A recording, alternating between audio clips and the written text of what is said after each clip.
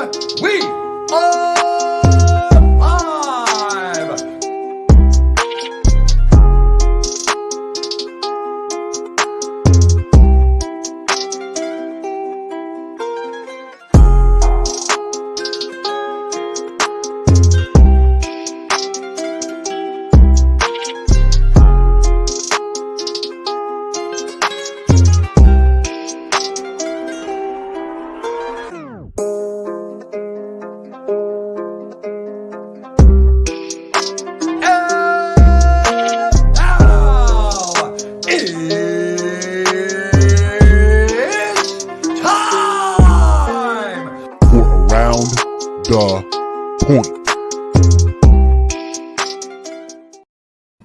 Hey, yo, what is up, everybody? How's everybody doing today? Happy Sunday. It is Sunday, May 22nd, 2022. It is 7:30-something-ish p.m. here on the East Coast. But more importantly, we are going to, just walk it out, if you will. Going to walk it out today. This is another installment of Around the Point. Want to thank you all for tuning in live here tonight, or if you're listening on the playback on YouTube, or if you're checking us out on Apple Podcasts or Spotify. We also have a Discord server, links down below in the description box. And if you want to leave a donation of any of your choice, we do have the super chat over on Streamlabs, links down below in the description box of the YouTube stream/video. You kind of get where I'm going with that.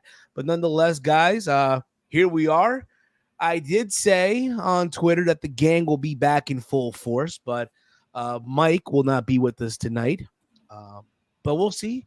But here we are. The three of us are back here.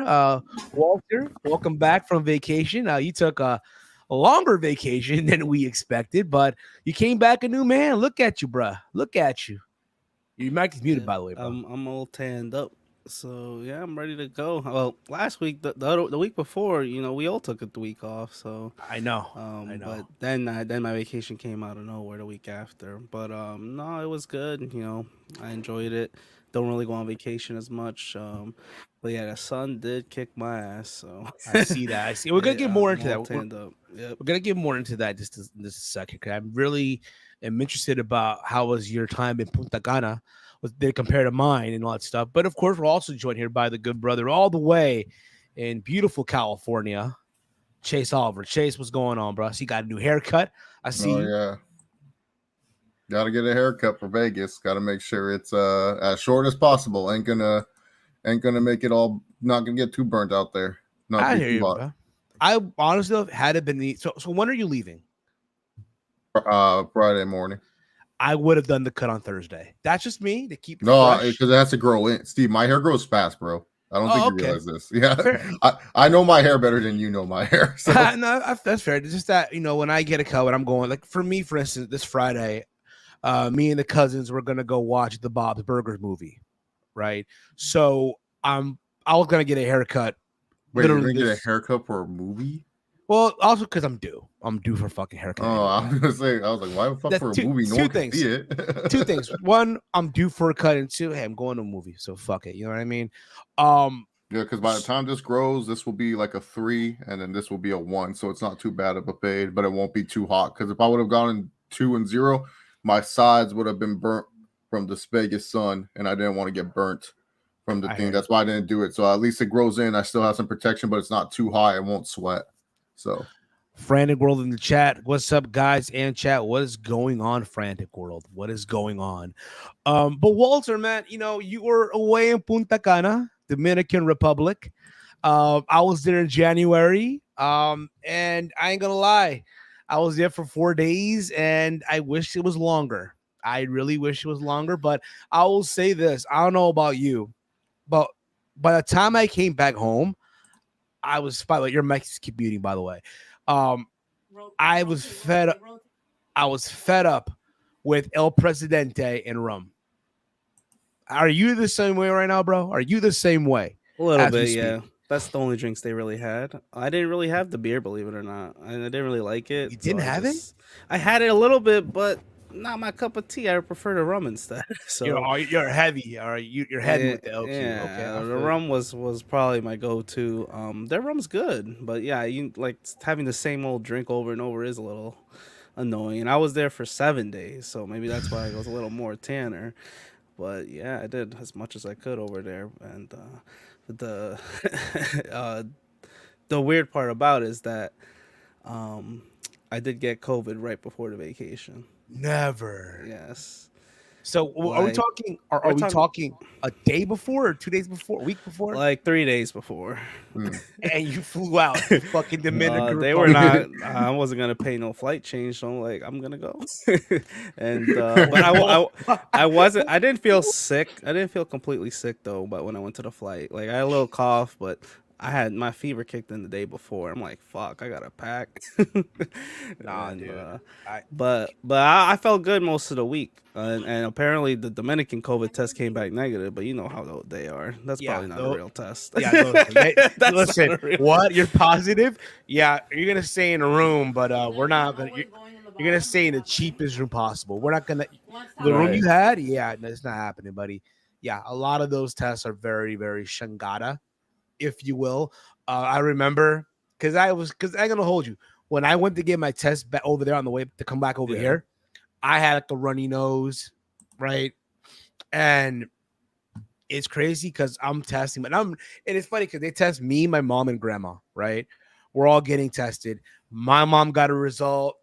She got her paper negative. My grandma negative. I'm waiting for mine. I'm waiting, and I had to wait 5 more minutes. I'm like, oh shit, something came up. What the fuck is going on here, right? And I'm like, in my mind, I'm thinking all these scenarios. Oh fuck, I gotta stay in the island now. I can't go back home. And then my paper came in negative. I jumped out of my seat like, let's go. Fights on. Fights on. You know what I'm saying? So there was that. But I'm happy that you had a good time. Um, how was the Solon Island though, bro? It was good. We were only there for like maybe 2 hours, but the beach itself was beautiful. I mean, that was a real beach, not the Hard Rock beach that's over Nah, there. the resort beaches, yeah, that- bro. nah, Those nah. resort beaches are shit. They're dude. not No. shit, but they're not like that's not real. I you know? mean, It's not granted real. though, granted, compared to like us, like Chase, I know you in California, you guys have the nice blue water over there on the What? west. No blue water here, bro. What the fuck are you talking about? That's green. It Okay. looks blue. It looks It's blue, that but then once you Ric get closer, it looks green. So we're talking like ocean shores, like rocket power type of like. Okay, fair Yeah. enough. But compare like the beaches in DR, like the resort beaches, for instance, right? Compared to this thing that we're used to at home, it's night and day. Yes, but when you go to this Solon Island, dude, and granted, you had to go through. Like when we went to Solon Island, we had to go first to the Hard Rock Cafe, pick people up. We had to go to this other resort. We took this jet, like this boat, whatever, right? And they were giving out drinks on the fucking boat, right? Everybody just here, shot, here, take this, whatever, right? They're playing them bowl like crazy on the boat, right? They were playing the Farruko song. It just became Pepas. no, the other one. Which- Pásame la Oh hookah. yeah, they always play that song. Yeah. They're playing that because the DJ's Dominican, right? So they're playing this shit. Everyone's and then the next thing you know, this one dude and lady started throwing up on the boat because you find out they're seasick. They found out they were seasick. They didn't know this shit. And then we get to the spot where, and I know we're pro, but we're gonna get to the wrestling talk, guys. Relax. We're gonna get to the wrestling talk. All right. So did you go to the pool too before the island? Yeah, like you talking about the ocean pool, right? Yeah, it's like a 3 feet Yeah. pool. Yeah, yeah. We It was got all right. photographers left and right, try to get a photo of you and shit. Yeah. And then they try to charge you like $50 for a fucking picture, whatever. I don't know. I didn't pay for that shit, so You get the gist of like they're Yeah. hustlers out there, dude. Oh yeah, I think it was like $20 a picture because it was a big group, but I don't know. And then we get to the island, dude. Bro, everything. You want a massage? Do you want this? Do you want this? Do you want that? Massage. Massage. Gratis. Oh no, my favorite line. Pay me back next year. Yeah, okay, bro. I'll pay I you ain't back. coming back next year. I come back next year. I might, you know what I mean? But I remember we're on the catamaran. We were with these like Russian people on the boat, and they got shit faced before we got to the island. So everyone's dancing on the boat, on the cat. Everyone's dancing and shit. And she goes. This one lady who's completely wasted goes to the guy who's driving the ship, grabs it, if you will, right? It starts screaming out, "La anaconda, anaconda!" You can just tell the guy was so uncomfortable. He really, really was. But yeah, man, I want to go back. I do want to go back. Honestly. Oh yeah, it's something you definitely got to go back to because it's dope. I did a lot of things there, so I definitely want to go back. The food, I'm gonna tell you now. What food? Like when you went to the island, or the resort food was like, it's American food. I mean, the condiments fucked me up though, bro. you use the condiments. See, that's the thing. I didn't use any mayo, ketchup there. No. What they use in their food. That's what I'm saying. What they use. Oh, I use the bathroom every second. I mean, it was bad. Every food I ate, every room service food I ate, I'm like, oh, I gotta use the bathroom. Oh fuck, I gotta use the bathroom. Yeah. But the shower was good though. The shower was great. Yeah. And the pools are good. The pool was better than the beach to me. But it's for you, at least I'm happy for you though. I'm happy that you had a good time. I got sick on Tuesday. I got sick. Allergies kicked in. And I went to work. But my allergies kicked in. So I got a Claritin, I got soup, laid in bed, and then Tuesday I got the fever. I'm like, oh shit. And I knew it wasn't COVID. I just knew like, yo, this is not COVID. You know what I mean? So I took 2 Advil, sweat it off. Wednesday, went to the gym. Like, have you ever gone? Like, Chase, have you ever gone to the gym the day after you're sick? Yeah, it's the worst. I hate it, dude. You can't. Dude. I can't. I like literally what I do the day after I go to the gym because I start every session like 10 minutes in the sauna before to warm up my muscles. Then I do my warm up, but normally like I go because I lift heavy. That's like the current workouts I'm doing. So normally after the day I'm sick, I'll probably go half-ass to be honest. I'll do my warm up, and then after my warm up, I'll just grab like the lightest weight possible, and it's just like even that aching, then you just feel so weak. I skipped cardio too. I just skip cardio after that, and then I go back into the sauna and do my 20 minutes end the day. Shout out to Jedi in the chat. I felt the same way, dude. I felt like, dude, you didn't think I didn't go Tuesday because I'm like, fuck. All right, you know what? Wednesday, I feel better, but I gotta get out of the house, if you will. So fuck, I'm gonna go to the gym. I'm on the treadmill. I started running and it just didn't hit. I walked it, I put the hoodie on everything, right? I tried to lift too. Normally I start with 40, then I go to 50, then I'll do 60, and it just wasn't happening. I'm like, fuck it, yo. And what? And in shoulders and shit like that. Oh, shoulders? Yeah. Right. And then I'll just do this lifting and all that stuff, right? It just wasn't hitting for me, bro. Like, damn, bro. And then I started doing some squats. At least, How much are you squatting, Steve? You better be squatting at least 135. No, like just regular squats. Oh my god, you're not even getting Chase Covington to give you the proper form, so you're probably doing these half-ass squats, man. Oh, I hope Steve grab a bar and at least do the bar. You can't squat just normal body weight right now. I'm gonna get into that. I'm really gonna get into that. Steve, I squat 235, man. You should be able to squat at least 135. I will. But again, you kind of get the gist though. I just felt terrible. You know what I mean? I just felt like crap that day. And then then Thursday kicked in, and buddy, I was just back to normal. I'm gonna read some of the chat because you guys are kicking in here. Ronan Ghost writes here: are you guys going to predict double or nothing in the match card? Yeah, no, not tonight. Because I feel like it's only fair to wait at least after Dynamite. So I'll tell you what I'll do. Thursday, I'll do the prediction. I know Chase, you'll be away. You'll be on the plane already. heading to Dude, I Vegas. drive to Vegas. What the fuck Well, you mean playing? Well, you'll be on the highway. You'll be on the highway. Well, I'm leaving Friday, dude. I leave. So here's a pro tip: if you guys live in California, don't pay for a plane. That's the stupidest thing ever. If your car can handle the trip, drive to Vegas. Drive early in the fucking morning. And when I mean early, who cares? You're not going to miss anything. You're not going to sleep in Vegas anyway. So why would you go? Why would you want to fucking be like, oh, I got to wake up at 7, get there? No, go there at like 2 in the morning, and then it's just Gucci. It's Gucci. Trust me. Chaser, you go into AEW meet and greet before the Double or Nothing show. Plus, I see it All Elite Wrestling Dynamite is debuting in Los Angeles, California, June 1st. So for the meet and greet, I might go. But the thing is, dude, Steve, did you see the prices it is to meet some of these wrestlers? How much are they? So you have to pay an extra. So the meet and greet's $54 just to go in, right? But then it's like $100 if you want to meet Hangman Page, $100 if you want to meet Danhausen, $150 if you want to meet Luchasaurus, $200 if you want to meet the Blackpool Combat Club. Like, it's a lot of money. So I don't know, because like I don't want to go to like the meet and greet. I don't want to go to the meet and greet and like just like look at the BTE title defenses. And then for the California show, unfortunately, no, because I chose to go to the Double or Nothing instead of the California show. Because I asked people, seasoned Dynamite goers, what's better to go to, a pay-per-view or a Dynamite or Rampage? And they pretty much told me that, hey, you know, pay-per-views where it's at.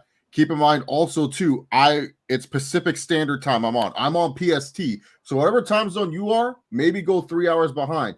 The show starts at 5 p.m. Do you know what I'm doing at 5 p.m.? I'm still at my office. And Be right back, boys. I'm already requesting a day off on. So keep in mind this: requesting a day off Friday to go ahead and, you know, pretty much go to Vegas. Then Monday we just get off free. That's 4 days of work. And so which means my office ain't going to be like okay with me leaving early on a Wednesday. I don't think they would care, but I don't think it's like smart to be all like using that, especially because I got my vacation coming back, so I'll be able to use my vacation pay when I go to Nashville. So no, I ain't going to LA AEW. You guys gotta understand, there's benefits to the West to Pacific time zone, and then there's the negatives, because y'all can do like once you guys get off at work at 5, y'all have like 3 hours extra to maybe do everything you want before all the sporting events happen. Once I get off, that's when the sporting events are happening. That's when it's like, oh man, I gotta miss the Warriors game. I gotta go miss this just to go work out and stuff like that, because I have to do that. That's what I want to do. So no, I'm serious about the prices, T and Cooper. I'm gonna post into the YouTube live chat for you guys. You guys can click on what's it called? What's it called? Sounds good. Okay. Let me find the chat that I posted in, so you guys can see the prices and you guys can like laugh at them, because I could not believe it. Now, some of these prices, some of the wrestlers, they may have already finished selling out, because they do have limited spots, you know. I guess Heyman did not sell out. Maybe not. Maybe not. But yeah, here I'm posting the prices so that way you can see it.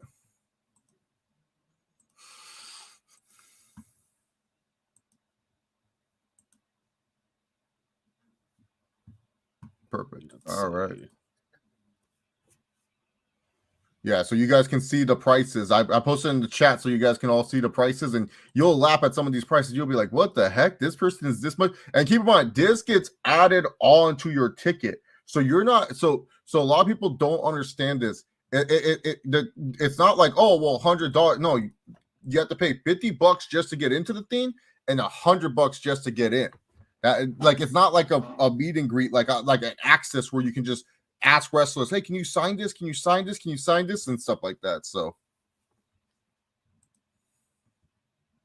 these some of these wrestlers are not worth their value, but I'll $75 for Chris Statlander. I mean, I don't get why Danhausen is 100, but yeah, some of these. But I agree. I think going to the pay-per-view is probably better than the Dynamite. I did the Dynamite Rampage, and it was fun, but it's during work. Like, it's during work day. Like, as soon as I was done with work, I had to get ready right away, then go to the event. I'd rather go to a pay-per-view on a Saturday or Sunday, whenever. It's just a lot easier. Yeah, exactly. Like that's why people are like, "Oh, why aren't you going to the Dynamite? It's the first one in California." Yeah, like go down to the Forum, and it's like have to beat out traffic and then also pay for parking. Like I'm already spending a lot of money going to the pay per view in itself. Why would I want to spend more money going to episode of Dynamite? And I don't even know if that episode is going to be good. Like that. Right. That's the one thing you got to put into perspective. So yeah, and also too Wednesday, like people need to understand. I like just because I make content here on YouTube about wrestling does not mean I breathe wrestling 24/7. Like, bro, like I got other shit that I do. Wednesdays are like my freaking comic book Yu-Gi-Oh days, bro. I'm beating kids' ass in Yu-Gi-Oh on Wednesdays, bro. Like, I don't have time to always be like, oh, I watch Dynamite on replay, dude. It's playing on at my work on replay, so that way I have 2 hours of work being killed right away. Like, I don't have to watch it. Like, the only time I'll put aside to a Dynamite if I hear like it's an event that's really big, then I'll do that. I'm back, Yeah, boys. no, it's not necessary to watch that every week live. I don't even get to do it every week live. Watch better what on every week replay. live. Watch what every week live. Anything, Dynamite. whether it's AEW or Well, Dynamite or Raw or SmackDown.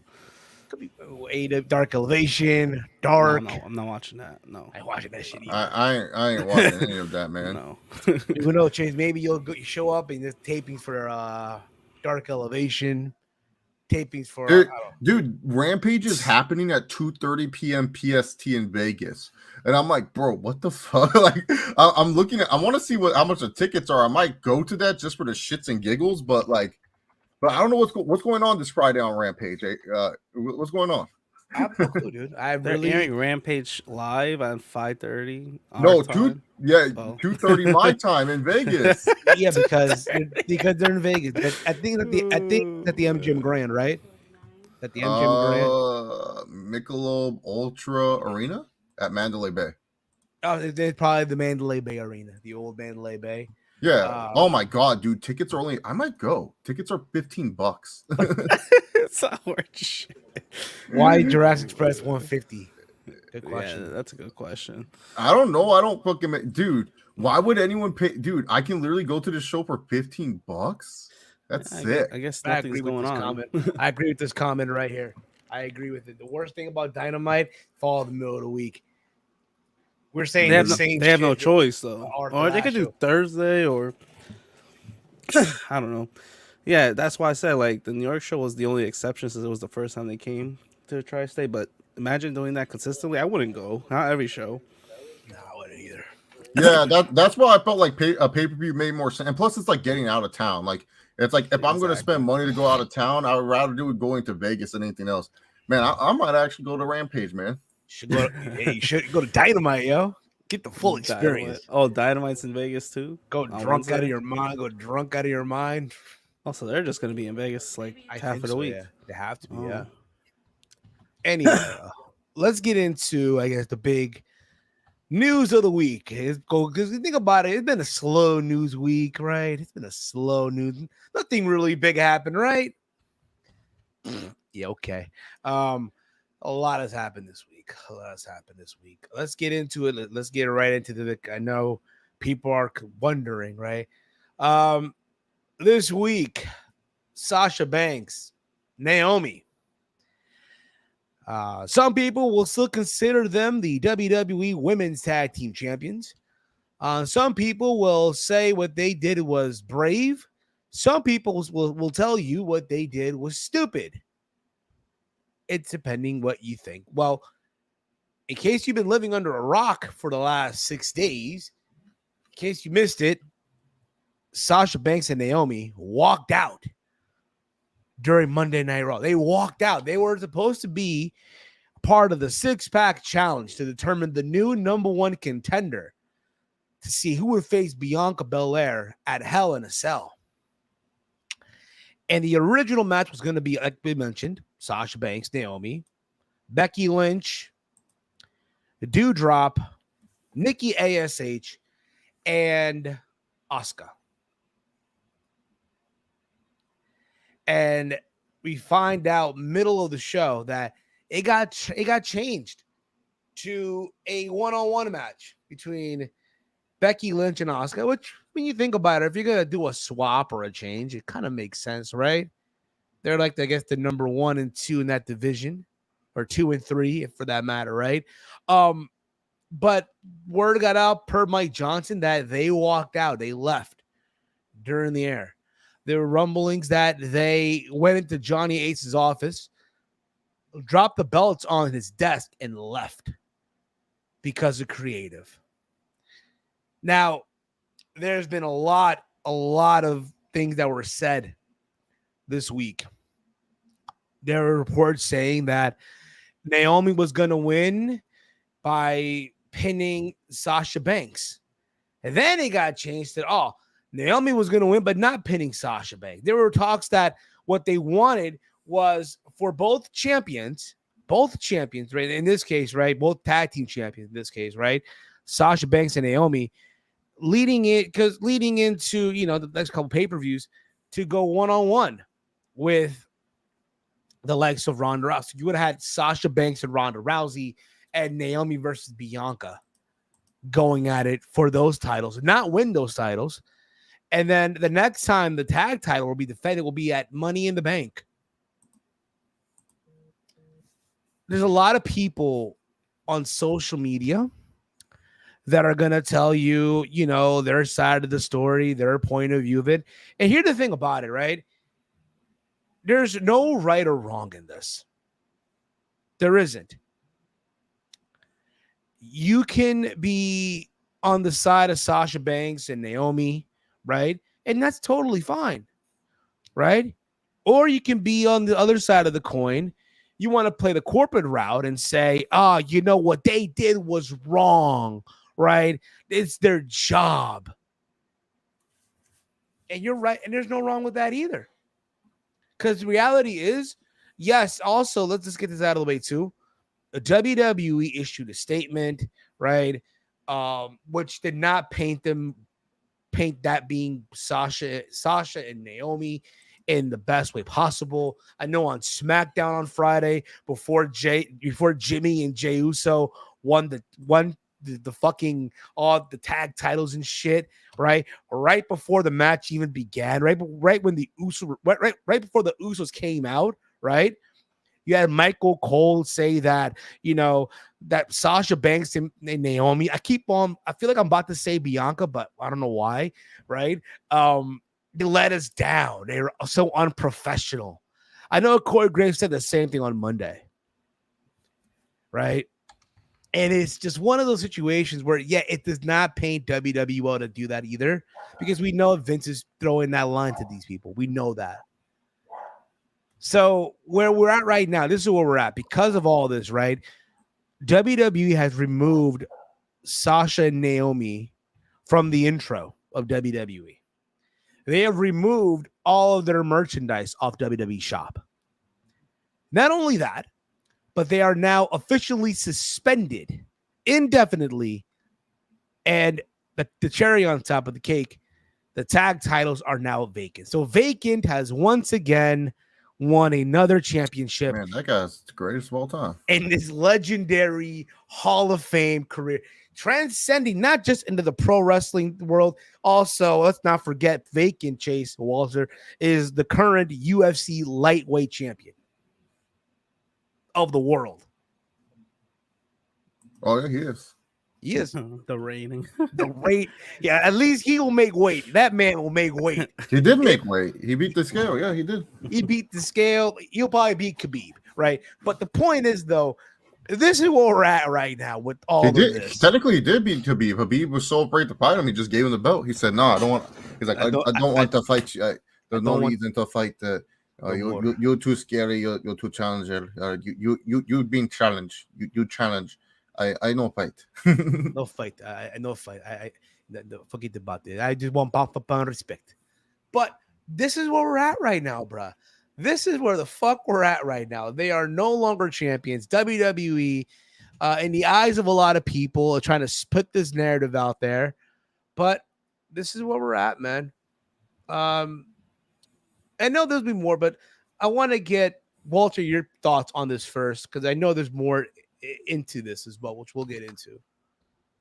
Yeah, I mean, I try to keep up with the story throughout the week, and yeah, a lot of different opinions. The only ones that we didn't hear from are the people, the wrestlers themselves, the Sasha Banks and Naomi. They've been pretty silent. So I really would like to hear what their mindset was. Like, I'm just predicting. Like, obviously, it's a creative issue, but like, I don't know. Maybe they thought it was just a waste to have them feed. Like, basically, they were gonna get fed off to Bianca and Ronda while they're the tag champs. I think that's also dumb too. But you don't just like. I kind of agree. Just walking out, just you're gonna make other wrestlers want to walk out too, and they're gonna walk out for no reason, like Ali did. Like, come on. I mean, we don't need stuff like that. So kind of see where people are going from, but like WWE, I don't think they're handling it the best either. Kind of, you basically are putting it to the public. Yeah, they did what they did. They let us down. I'm like, that's not necessary at all. Like, you could keep this like, internal and handle it that way. But yeah, it's just crazy situation, and I mean, it just also shows that that tag division is just a joke. Like, I don't know why they even made those titles in the first place. Chase, what about you, bro?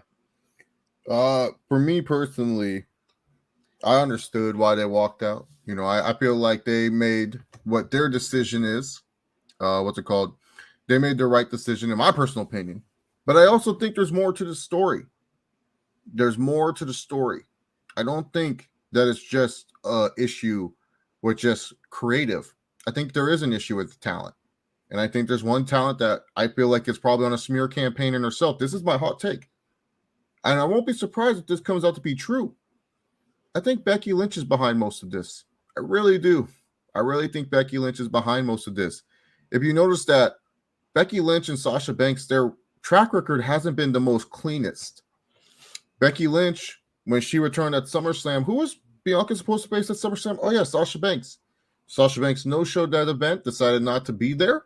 And you would think that would have had people upset, WWE being upset about it. But no, WWE was fine with it. They said, oh, she's taking care of personal business. That's fine. I think Vince, the one thing about him is that he really loves Sasha Banks. I know a lot of people will sit here and be like, oh, no. Listen. I know it's hard sometimes. Grab the earbuds, clean the wax out of your ears, and listen.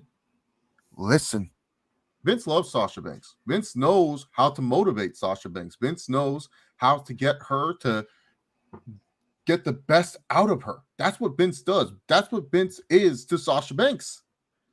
And the thing is, I feel like Becky Lynch is pissed off. I feel like Becky Lynch is saying, you should talk about how unprofessional they are. You should talk about how they did this. This was just ridiculous. And notice, like, the track record with Becky Lynch, I don't know, not the cleanest track record. So I'm just going to put it out there. I would not be surprised if this was more of a Becky Lynch scene, where Becky Lynch, who is a big fan, who management is a big fan of, they respect her more than they do Sasha Banks. Sasha Banks is a headache. For Vince, he doesn't, like, a lot of people say this is Vince McMahon being petty. Maybe a little bit, but I think this is Becky Lynch being more petty. Look at the relationships Becky Lynch has burned. Have you heard of a relationship Becky Lynch has kept that's not named Seth freaking Rollins? Facts. Just saying. I'm just being real here when I say this. Like, I won't be surprised.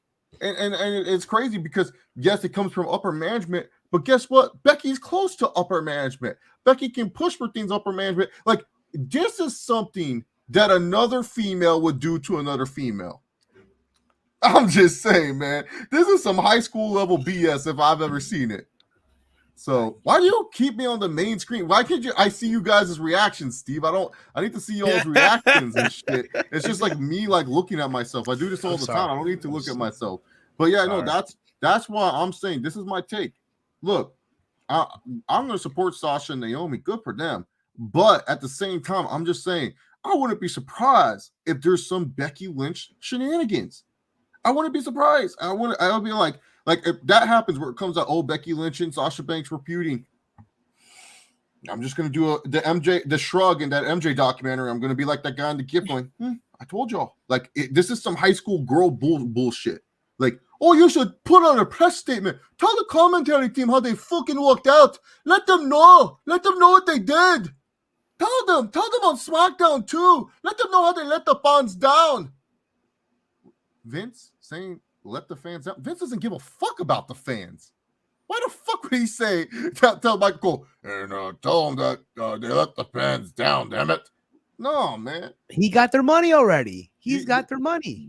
To me, that's where I'm like, that when I heard let the fans down, that don't even compute with Vince McMahon. He lets us down on a regular basis. He went on the Pat McAfee show and literally said, I don't give a fuck.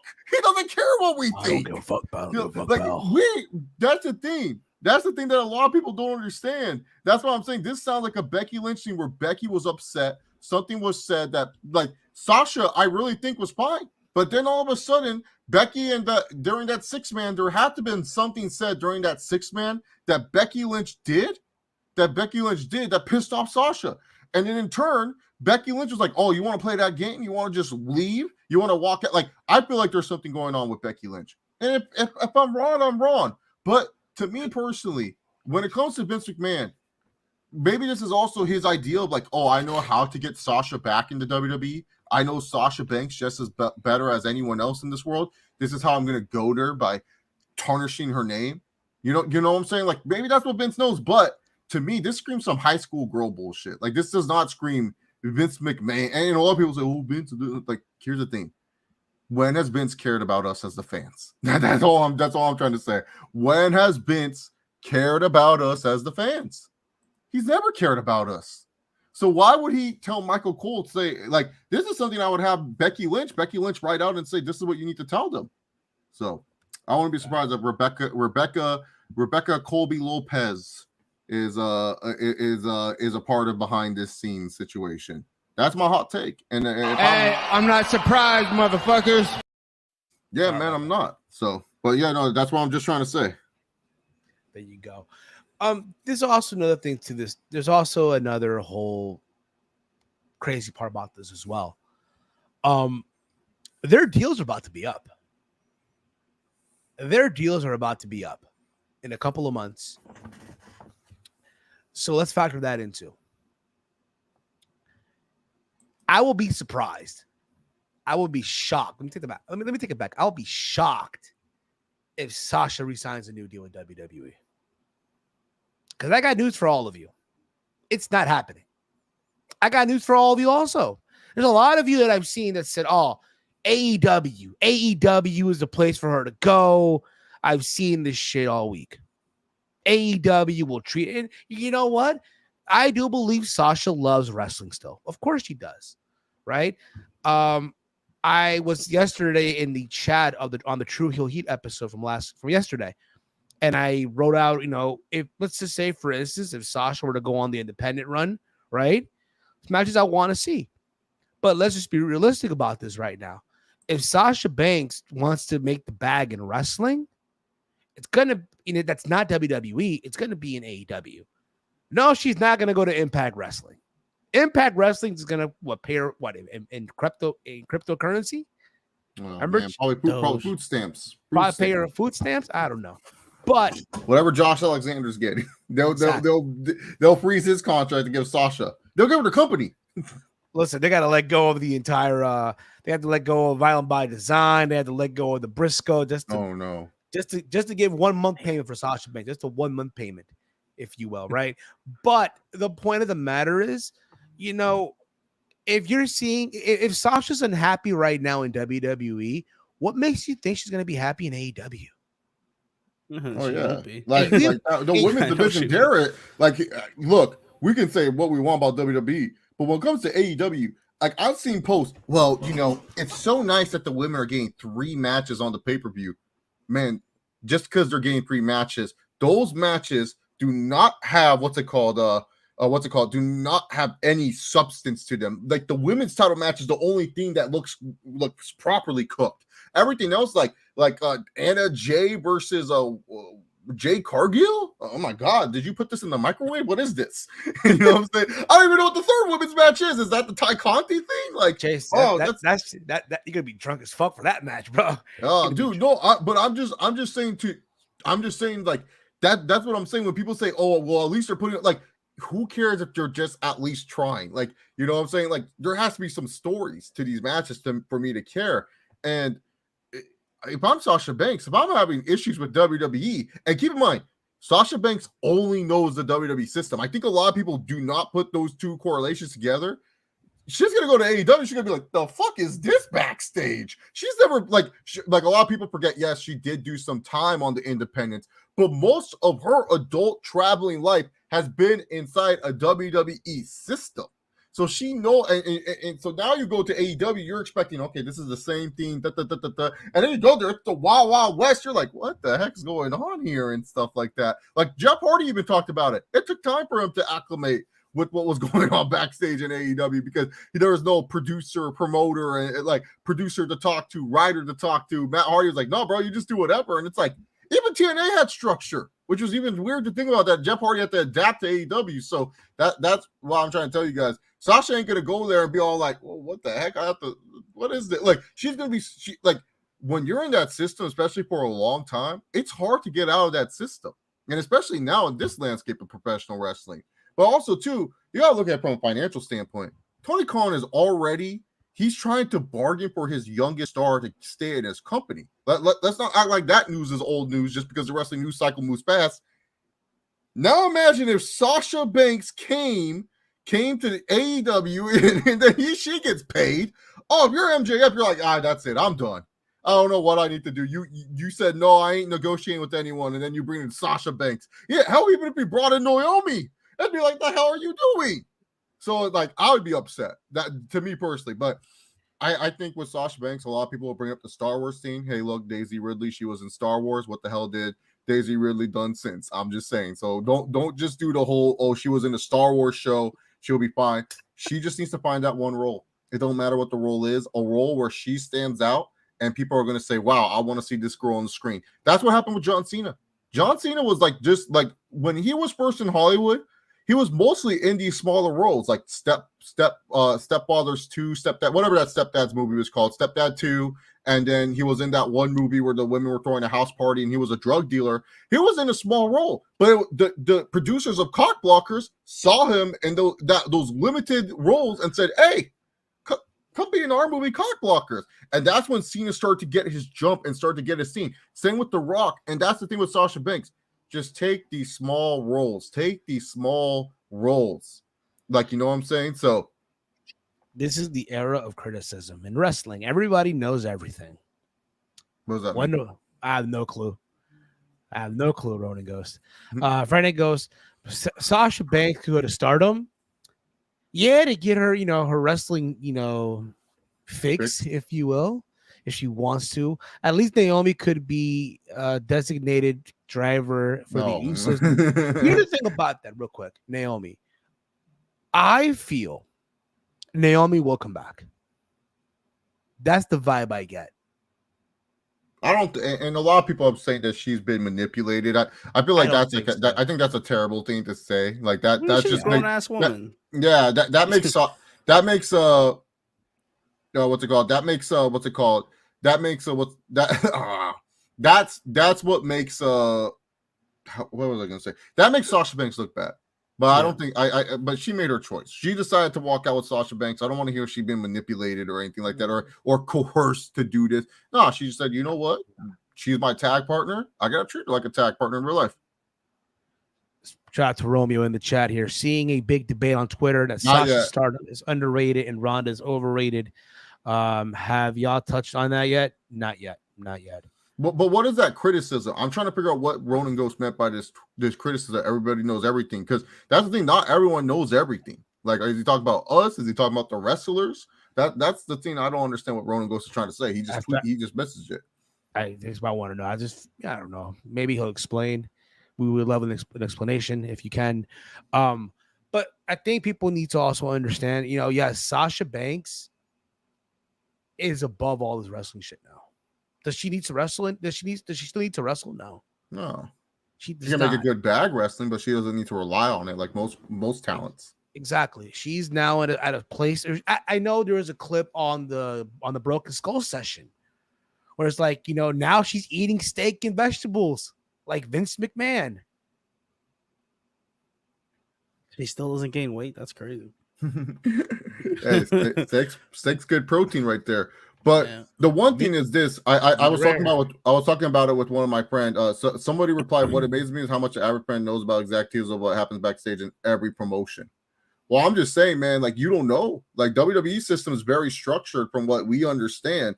And you go to AEW, it's a wild, wild west. Like I'm just going based off what I heard from Matt Hardy, Chris Jericho, guys who do podcasts on a regular basis, other wrestlers who have came into that promotion, like Keith Lee on Chris Jericho show and so on and so forth. So I'm just going based off what I'm saying. I'm just saying it's a wild, wild west. You go from like, hey, you're in a structured format. You talk to a producer. You go to a producer with the writer. The Vince McMahon gets approved. Then later on, you work a match and then you do your thing. While AEW does not feel like it would have that type of structure. That's all I'm saying. I don't know everything backstage. Maybe a little bit. No one does. No one knows. No, I can tell you, indie shows backstage, it's literally the Wild West. Like, find a place for your bag. Make sure you can lock it up so no one's like not every wrestler is honorable. Some wrestlers will be jerks and steal shit. Lock up your money. Make sure you have everything checked out. Decide like, okay, where's your spot you're going to hang out with? Hey, do you have a homie? Do you not have a homie? Are you chilling? Are you crewing? And stuff like that. So that's the thing where when it comes down to it, man, I'm just saying you go from one backstage situation to another. And keep in mind, Jade's experience backstage could be different than what everyone else is experiencing. Jade's at a different level when it comes to being like how she should be treated. That like I would be surprised if Tony Khan doesn't bend over backwards to make sure Jade gets the best room in the locker room and so on and so forth, just to keep her happy because she's so talented. Why would you want to piss that woman off? You know, sometimes, and that happens sometimes. Sometimes the top talent, like look at the NFL. The NFL players, sometimes the top players, they get the nice lockers. Then the rookies, they get the roll-in lockers that they use, and then once you get cut, they put your locker in a different area. So I'm just saying, man, you never know. Yeah, and again, I think what needs to happen is just let the shit play out right now. Let this shit play out. Let's see what happens. They're gonna do a tournament. I think honestly, just get rid of these titles. Just get rid of them. Let's face it, if you're one of these higher ups, you never gave a fuck about these titles. The titles are just there to sell belts on a WWEshop.com. They're there so you guys can send it so you guys can buy it off WWE Shop or a bootleg off eBay and then send those replicas to my homeboy all the way over there in Scotland, the great Paul Martin. We can re-leather your belt, re-leather it, put backing on it, and ship it right back to you. I should look at doing that with my two belts. Yeah, he's pretty good with his stuff. He basically recently did a re-leathering. So you know how the Undertaker had like his version of the WWE Winged Eagle belt that they were selling a couple of months ago on WWE Shop? I think they still are. They're still up, but you kind of get what I'm saying, right? So what he did for a customer that is one of the requests was they wanted it on a purple strap, the same as the globe, and they had like this white metallic like outline around the strap, and they had it in Velcro. But what he'll do is he'll review this. He'll review what they're selling on WWE Shop, and then he'll just re-leather it and all that stuff. He's pretty good with his stuff. He's very, very good. You don't like the Velcro strap? I don't mind. Listen, I don't mind Velcro. Listen, remember one of the old time greats? Yeah, When he was on top, he had a Velcro WWE title. People, you know, the belts with the clip-ons, it's hard to clip. Like my fucking Universal title hates clipping, bro. It don't clip on that. It's like hard to get like clip on. Like I'm afraid when I take it out, I'm like, God damn, it's so hard to put back in. Facts, yo. I think the UFC belts are now Velcro, right? Or they're like magnets. Magnets, yeah, they're like a magnet. Yeah, because no one wants to do the clipping thing. That's old school. We got to get with the times, you know. It's like, yeah, when you watch Dana put the belt on someone, he can't like, exactly. Just here you go. Like Brandon Moreno, when he won the belt from Figueroa, fuck it, just here you go, man. Yeah, dude, yeah, no, Dana hated it because like sometimes they would be like crying. He's like, fuck, boo, I'm trying to get the belt in and stuff like that. What's up now? But I do think, this tournament, do it if you want. Let's face it. This is a good time to call up Toxic Attraction. This will be a good time to call up any random two women that are in the fucking the women's breakout tournament. Right? If you want to call up Nikita Lyons and Lash Legend and make them a tag team, by all means. You know what I mean? Call them the new mega powers, if you will. Call them the new mega powers. Okay. But yeah, but I want to address Romeo's comment about the Sasha star power and then the Ronda star power. He might be coming on. He might be coming on. Might be coming on. Okay, if he comes on, because I'm with him on this. I don't understand this whole, like, I get it. Like, I feel like sometimes wrestling Twitter forgets, like, how popular Ronda Rousey is. Like, he must have forgot, yo. When she was on top, dude. Listen, we know they're both big names. They're big names, yes. But Ronda's name carries more weight than Sasha. Here's where I'll agree with people. Was Sasha Banks hotter than Ronda at the time that they put the belts on her? Like the SmackDown Women's title, going for the SmackDown Women's title? Yeah, I think Sasha Banks was hotter. But in overall star power, no way. No way is Sasha Banks a bigger star than Ronda Rousey. Ronda Rousey literally is like, yeah, she's a star. She is absolutely a fucking star, man. But it's just one of those situations. Here he is. Speaking of which, there he is. He is the heart and soul of the True Heel Heat YouTube channel. You can catch him over on True Heel Heat, the one, the only Romeo. What's going on, brother? What is up? What is up, Steve? What up, Walter? What up, Chase? What up, chat? How you guys doing tonight? Good. What's going on, man? Enjoying this Sunday. It's like it's about to rain over here, man. I don't know. It's raining now. Yeah, it's here at least. So there goes the nice weather, right? We had 2 days of good weather, and now rain coming down. To tease, man. That's how you know we're going into summer. That's how you know, like, yep, summer's officially here, if you will. But yeah, Romy, thank you for coming on. You did leave a comment here, and we're just gonna get into this right now, right? Seeing a big debate on Twitter that Sasha's stardom is underrated and Ronda's overrated. Have you all touched on it? We're just gonna get into it right now. I think wrestling Twitter roots for Ronda to fail. They root for her to fail. They want her to fail. Ever since she came in, and like ever since the whole Becky thing, it's like even more so even then with the whole Becky thing. It's like, they don't see that Ronda what she is outside of the wrestling world. Like they just want to hold on tight to their own wrestling stars, Sasha Banks, Becky, Bianca, everything like that. Exactly. Except Charlotte. They don't get behind Charlotte at all. But yeah. Which is a shame, which is a total fucking shame. Because Charlotte, let's be real about it, is one of the root for both of them to fail. She's one of the goats, yo. She's one of the fucking people goats. Forget Ronda, dude. Dana White was like literally like, I won't have women fight in the UFC. Why do you want to see women beat each other up? Like, he literally was saying this not to, like, before Ronda, he met Ronda Rousey and was like, okay, I need this woman in the UFC. I need her in the UFC. She created women's MMA pretty much. Like, it's not a joke, but really, to be honest, she made women's MMA bigger than what it was before. It was just Gina Carano was hot, so you should watch her fight. It was Gina Carano, Chris Cyborg fighting Strikeforce. No, but I'm saying Gina Carano, she was the only reason why people watched, because she was hot. No one else was watching because of anything else. No one, you couldn't, like, Liz Carmouche has been, Carlos Esparza has been fighting forever. The current strawweight champion of the world has been fighting forever. Y'all probably just heard her name 2 weekends ago when she fought that boring ass fight against Rose Namajunas. Okay, so that's the thing when I try to tell people, Ronda Rousey is a huge star. Hell, WWE, they have all these wrestlers. They had girls from Total Divas. You know what they say? We ain't doing an Evolution pay-per-view unless Ronda Rousey can main event it. So I'm just saying, Ronda Rousey carries that bit. She's more box office than Sasha Banks. Everyone likes to say, like I said, the Star Wars show. Oh, Sasha Banks. She was a side character for like 2 or 3 episodes in The Mandalorian. Maybe had 5 or 6 speaking parts. And y'all act like all of a sudden now that just because she was a side character in a Star Wars show, she's a bigger overall star than Sasha Banks. That like, could you guys imagine if I was in the latest Marvel movie? I'm in Doctor Strange. Y'all see me. I'm in Doctor Strange. I'm hanging out with WandaVision or with Wanda. Y'all gonna be like, man, Chase, you one of the biggest stars because you hanged out with Wanda.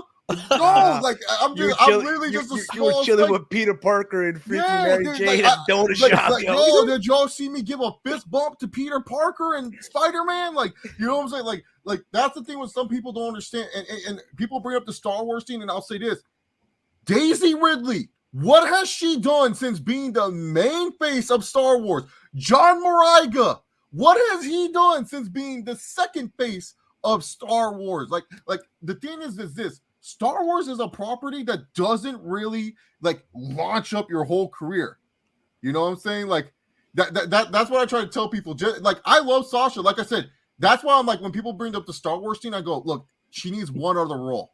And what I mean by one other role that actually like is in a movie that where she's at least a solid part of the movie, or at least she has a scene that she steals the show with, like John Cena in Trainwreck, like John Cena in that one movie where he was like the drug dealer and stuff like that. Just because she's a side character that says, "Here you go, Mandalorian," does not make her, oh my, she bigger than Ronda Rousey.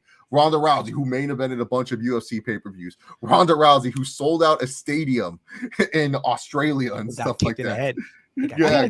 I gotta get on WWE for one thing though. They don't educate the wrestling fan enough on Ronda Rousey's greatness. They just call her the baddest woman on the planet, and you're just supposed to believe that. And if you're not a UFC or MMA fan, you don't know the details behind that, why she is that. Yeah. You have to go out of your way to go. A lot of folks don't realize that. Hey, yo, she in the early days of her like in Strike Force in the UFC, she was beating bitches in round one. Yeah, dude. Remember for a while. Remember the knockout to Alexis Davis where she just judo tossed her, just pounded her face in. All wrestling fans like to acknowledge is that Ronda Rousey is the girl that got head kicked by Holly Holm. She gets knocked out pretty easily. When it's way more than that when it comes to her career. Like people need to understand this. Brazilian fighters are beloved in Brazil. Betty Correia from Brazil, from the mean streets. She lived in those boroughs. The fans were going, "Oh mate, to Betty Correia." They were saying that. They were saying that to Betty Correia, who's Brazilian, over Ronda Rousey. Ronda Rousey's an American, and they were chanting, "You're gonna die," to Betty Correia.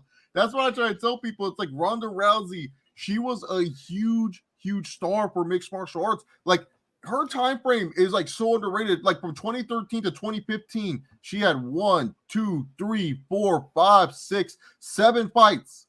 Nowadays, you lucky if a fighter fights 7 times in those 2-year spans.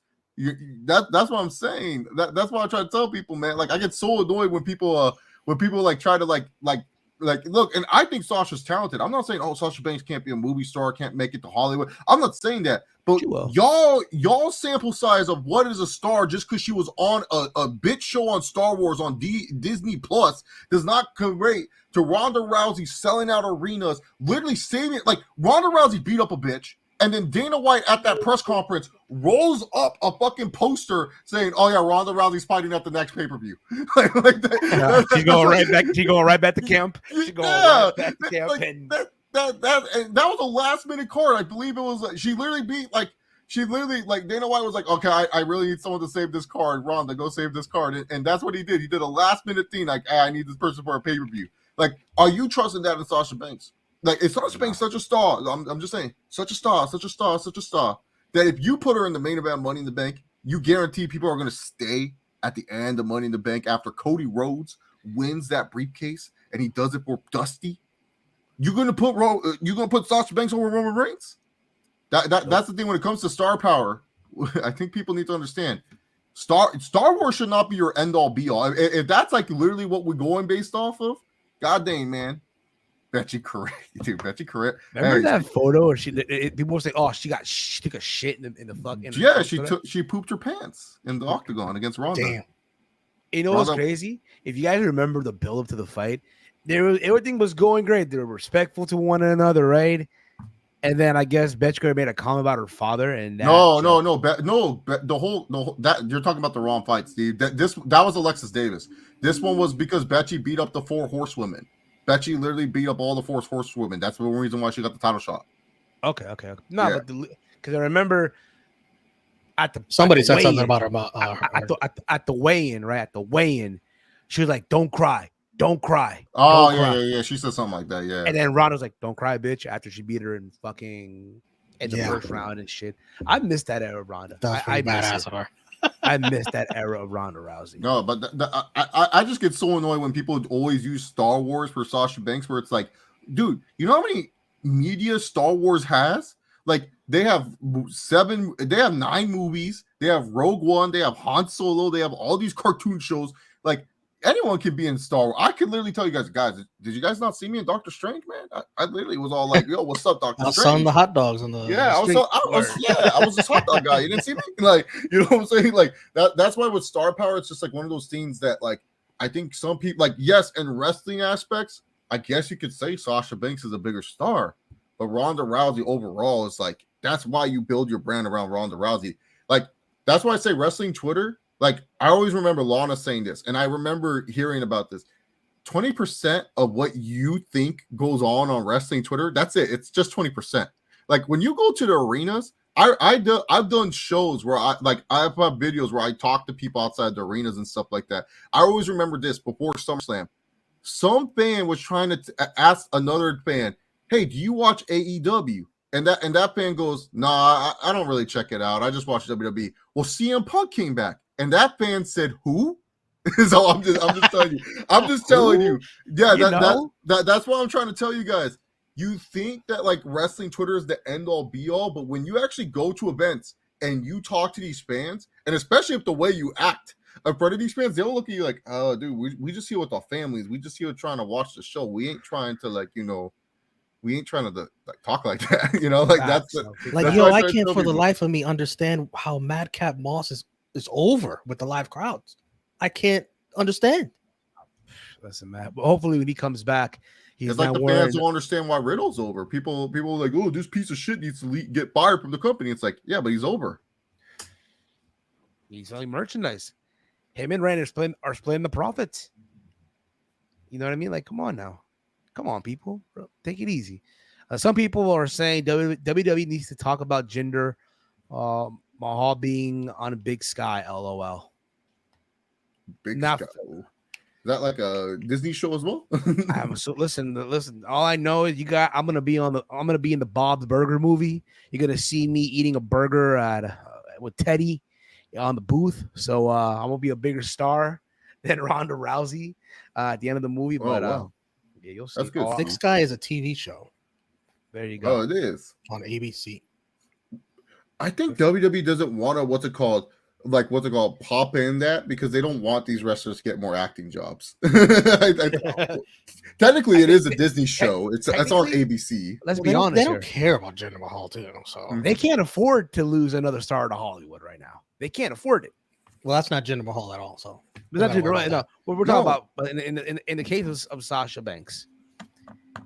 And which I don't even think she wants to. I think wrestling is in her blood. Like that's what she wants to do. I think it is too. But we just talked about this earlier. If the idea of her going to AEW, if she wants to go to wrestling and make the bag, yeah, it's AEW. But how long until we hear, oh my God, Sasha isn't happy. Sasha isn't happy that her matches are only getting like 3 minutes or 4 minutes, whatever the fuck it is. And there's that, you know what I mean? She's competing on YouTube, or she's wrestling on Dark Elevation. Oh God, exactly. That'll be the end. The fans will write that off too. It ain't gonna be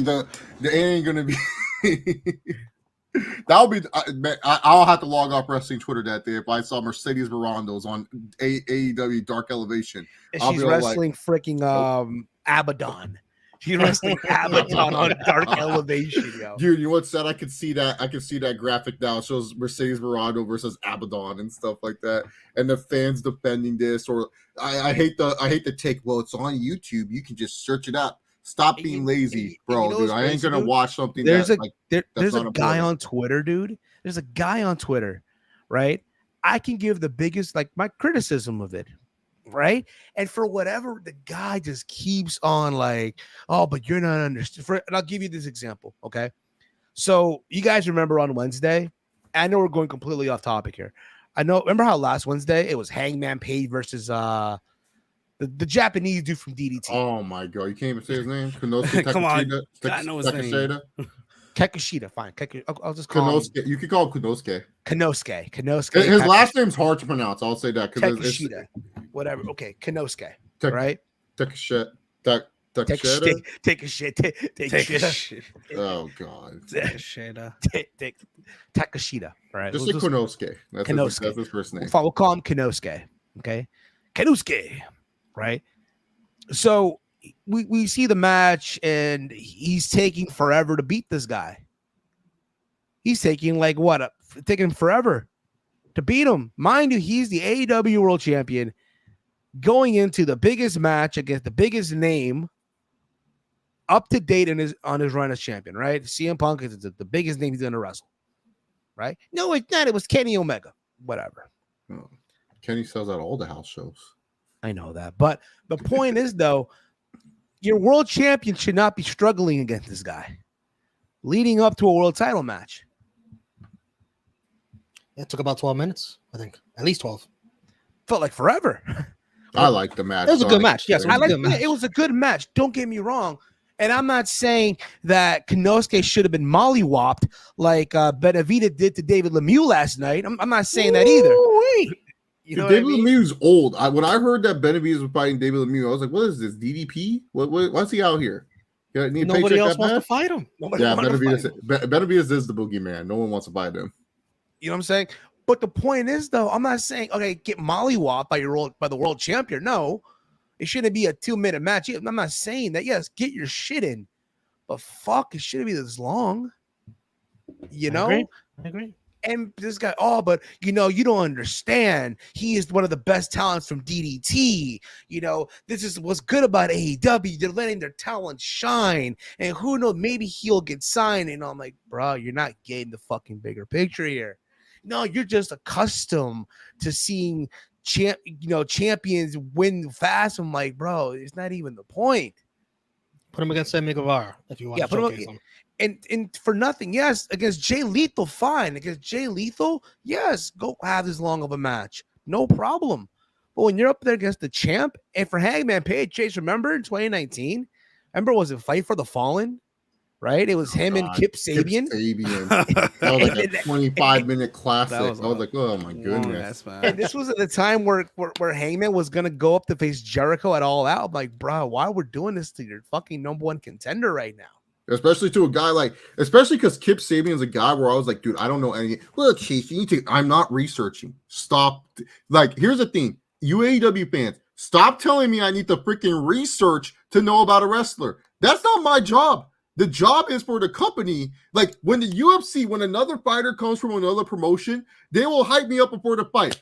Here is Davis Romero. Davis Romero has been killing it on the independent circuit of fighting, having an 8-0 finish. He goes on against UFC stalwart. There you go. You don't need to tell me their whole life story, but hey, can you at least just tell me what Kip Sabian's done outside of AEW? No, I'm just supposed to be okay with it. Stop. Like this Konosuke guy. He's from DDT. Show me clips. Show me something. I don't know what this guy does. Ricky Starks for world champ. Yeah. Me and Brandon. Brandon's one of the guys going with me to Double or Nothing. We have a bet for the 3-way tag team match. One buddy's choosing Jurassic Express. I'm choosing Strictly Business. I don't know if they have a name. Keith Lee and Shane. God, I keep calling him Shane Isaiah Scott. Shane Strickland. Slave name, man. I'm so used to his old. I'm so used to his old name. Swerve, and then he's choosing Team Taz. Winner buys rounds, or losers buy rounds for the winner. So, hey, man, there's that. I think there's a chance that the Team Swerve can win. Yeah, I think so too. Well, we'll get into predictions. Yeah, they're gonna get their money's worth. Get their money's worth, yeah. But I know we just went off on a tangent here. We just went off topic completely. But with this whole Sasha Banks and Bailey, what the fuck? I almost said Bailey there for a second. She would have walked out too. Should have walked out. See Bailey's tweet. What's her tweet? She just showed a picture of two hands coming together, in support of Sasha, I guess. And that's the thing, And again, I know reports that apparently Sasha's being disliked and all this stuff. I'm like, that's not true. Come on, people. I think it's by upper management. I don't think wrestlers hate her. They don't. Now Becky Lynch, she's a shit disturber. Just saying. I think there's a few wrestlers backstage who can probably dislike someone. Exactly. If they're refusing to do a job or whatsoever. Like I could see Ronda Rousey not liking her. Exactly. But let's just let this all should play out. Again. If they're gonna do a tournament, which they should, I think at this point, just get rid of the belts. Tournament with what teams do they have for? They're gonna bring back. They're gonna bring teams? up Toxic Attraction. They're gonna try this new mega powers between Nikita Lyons and Lash Legend. It'll be Dewdrop and Nikki. They'll do that storyline they've been trying to tell with them. I think they'll win. That's who. Reading the comments here as well. G Nation right there. Sasha doesn't follow a lot of people on social media. I heard that too. Wrestlers? I think higher. I know ups. Naomi took her stuff out of her bio. I know that's The only one she hasn't unfollowed is the one Roman Reigns. Roman Reigns, baby. Why is Sasha walking out? Why is Sasha walking out, Vince? Let's sit down and talk about it. What's Mercedes? Come on, man. Why Mercedes? Why you let it go, Mercedes, man? Why is Mercedes not in the building? I've been saying like they can't be getting too disrespected if Jimmy Uso's still working there. Like, wouldn't you walk out with your wife too? Bro, Would you show your support and stand up? I mean, Naomi's doing that for the Sasha Banks. Why wouldn't Naomi's husband do that? Bro, Romeo? I said this before you came on. Like, what a coincidence, right? Before the main event on SmackDown, Michael Cole. Oh, Sasha Banks and Naomi let the fans down. Unprofessional. Yeah, I was let down too. I was let down myself. Let down. I wanted to see Naomi and Bianca, and now I don't get to see that. Now I'll probably never see it. I was like, Gone. That was good. That was good. I want to see Sasha Ronda again. That was a good That was a good match when they tangled the first time. Did. You want to see them running back? Run it back one more time. What's wrong with losing to Ronda Rousey? Yeah. Charlotte just did it. And besides, when you lose to Ronda Rousey, right? Again, this is the big name in the business, one of the biggest names in women combat sports. And when you're facing Ronda Rousey, you already know. Payday. You want payday. Exactly. Hey, man, there's no payday for Canelo anymore. He lost all that. Yeah, right? There's no more. I know. Anderson Silva has a better shot at a payday than Canelo. Oh man. I saw the clips of That's Floyd all anyone could see, Steve. No one knew how to order this event. I saw the clip. I saw Floyd drop this guy in round 3. No, this was so Steve. They separated the events. So Floyd and that one guy, that was his own pay-per-view. Anderson and the Bruno guy got their own pay-per-view, but no one knew where the hell this pay-per-view was showing. So Anderson won in what round? Third? Give him Jake Paul, yeah. Just give us Jake Paul versus Jake wouldn't want to fight him, bro. Jake don't want that smoke. Dude, Anderson's legit. Like Anderson, out of all the MMA guys he's fought, like before when he fought Ben Askren, I was like, there's no way Jake will win because he's never fought like a real fighter. This is a real fighter he's fighting. Then Ben Askren just took a dive and is a bum. And then Tyron Woodley, I don't know what's wrong with him. He's afraid to like go crazy in the ring or whatever. Like that, he has like this weird mental thing. I don't know what it is. But Anderson Silva legit can box. There was a point in time where Anderson Silva, probably at his prime, could have outboxed Roy Jones Jr. So like and stuff like that. So he's saying the next versus Roy Jones versus Anderson Silva. It's possible that both of them love each other. Anderson and Roy Jones Jr. are big fans of each other. You know what? I want to see Anderson win a title in boxing, whether it be the WBC, WBO, IBF. It's possible. You know, IBF. You would think it's crazy, but it's actually not. It's possible.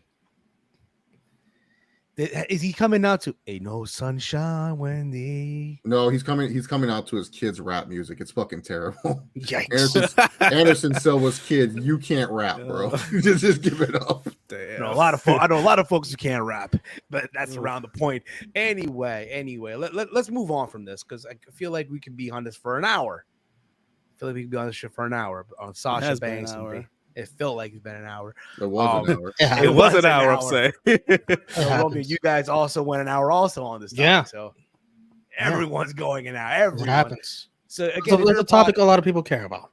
If you're a podcaster out there, thank you, Sasha Banks. Thank you, Naomi. You gave all of us topics worth discussing. And it's not over yet. There's going to be more. gonna be more. Yeah, it's gonna be. Y'all better pay up your $5 to Fightful Select if you want all the info. Patreon. Get that Patreon. Get the Listen, Patreon. man, I got Peruvian Fightful. Peruvian Fightful. Peruvian Fightful. What the hell? I've seen it. I've seen it. You have, Romeo saw it yesterday. what's a Peruvian name for Sean Ross Sapp? What would be like? What would be Peruvian El Sean Ross huevón. Sapp? Ese huevón hoy. Oh my god. Juan Ross Sapp.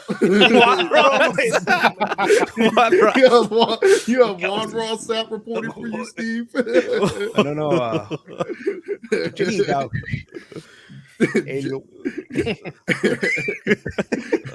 Ross Sapp. You know what's the sad part about? Someone's gonna take this clip and try to send it to him, like, watch him He's gonna block all of us. He's gonna block all of us. I'm already blocked. I'm already blocked by him too. I blocked since 2019.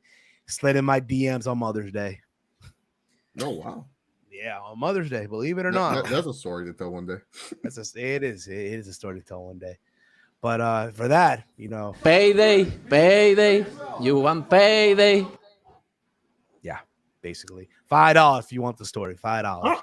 I don't think we said anything mean. I'm just asking who's your source, and we just said Ron Ross Sapp. So it's Ron Ross Sapp. Ramon Ross Sapp. Ramon. You should do RSR. Yeah, you should think of a name that's RSR since he's SRS. So it's RSR. Ramon Samuel Sapo, el Sapo, if you will. Okay. Anyway, let's move on here because there's a lot to get into. Because also and again, they're not the only people that are leaving that left. Also this week in the news, Stephanie McMahon has announced on Twitter that she is stepping away for a leave of absence. And I'm gonna try to find the tweet here. I'm gonna try to find her tweet that she tweeted out. Literally, I want to say, was it Thursday that she put this tweet out? Was it Thursday? I think so. It was sometime this week. Yeah, 3 days ago. So we're talking. Yeah, so it was Thursday. In quote. As of tomorrow, I'm taking a leave of absence from. This had to be Friday. As tomorrow, I'm taking a leave of absence. No, it had to be Thursday. Fuck it. As of tomorrow, I'm taking a leave of absence from the majority of my responsibilities at WWE. WWE is a lifelong legacy for me, and I look forward to returning to the company that I love after taking this time to focus on my family. So the way I look at it, she's going to come back. I know everyone made it seem like, oh man, she's leaving. She's not coming back. I don't think a lot of folks don't know what a leave of absence, how it really works. I had a lot of coworkers, where I work at, that took leave of absence, and they come back, after a month or two, whatever the hell it may be. But yeah, man, it really caught me off guard too. It really, really caught me off guard. I feel like my entire childhood into adulthood, Stephanie's been around. Stephanie's, Some of us have grown up with Stephanie. Some of us literally have grown up with her. Literally. I remember she debuted being kidnapped by The Undertaker. Where to, Stephanie? Exactly. We literally saw her get married. Had a whole ceremony to find out, Triple H put a roofie in her drink and took her to the drive-thru of Vegas and said, I do. Got sacrificed. We've seen her take over the business with her husband. Had a Extreme Queen by ECW. Become a champion. Y'all must have forgot, she was a champion. Had a guy fight over her too, and won Kurt Angle. Kissed while unconscious. Yes, kissed her while unconscious. Twice. Kurt Angle and Randy Orton. Oh yeah, it's true. Yeah, I remember now. I remember after when Triple H was handcuffed on the bottom rope on Monday Night Raw. Kissed Eric Bischoff. Was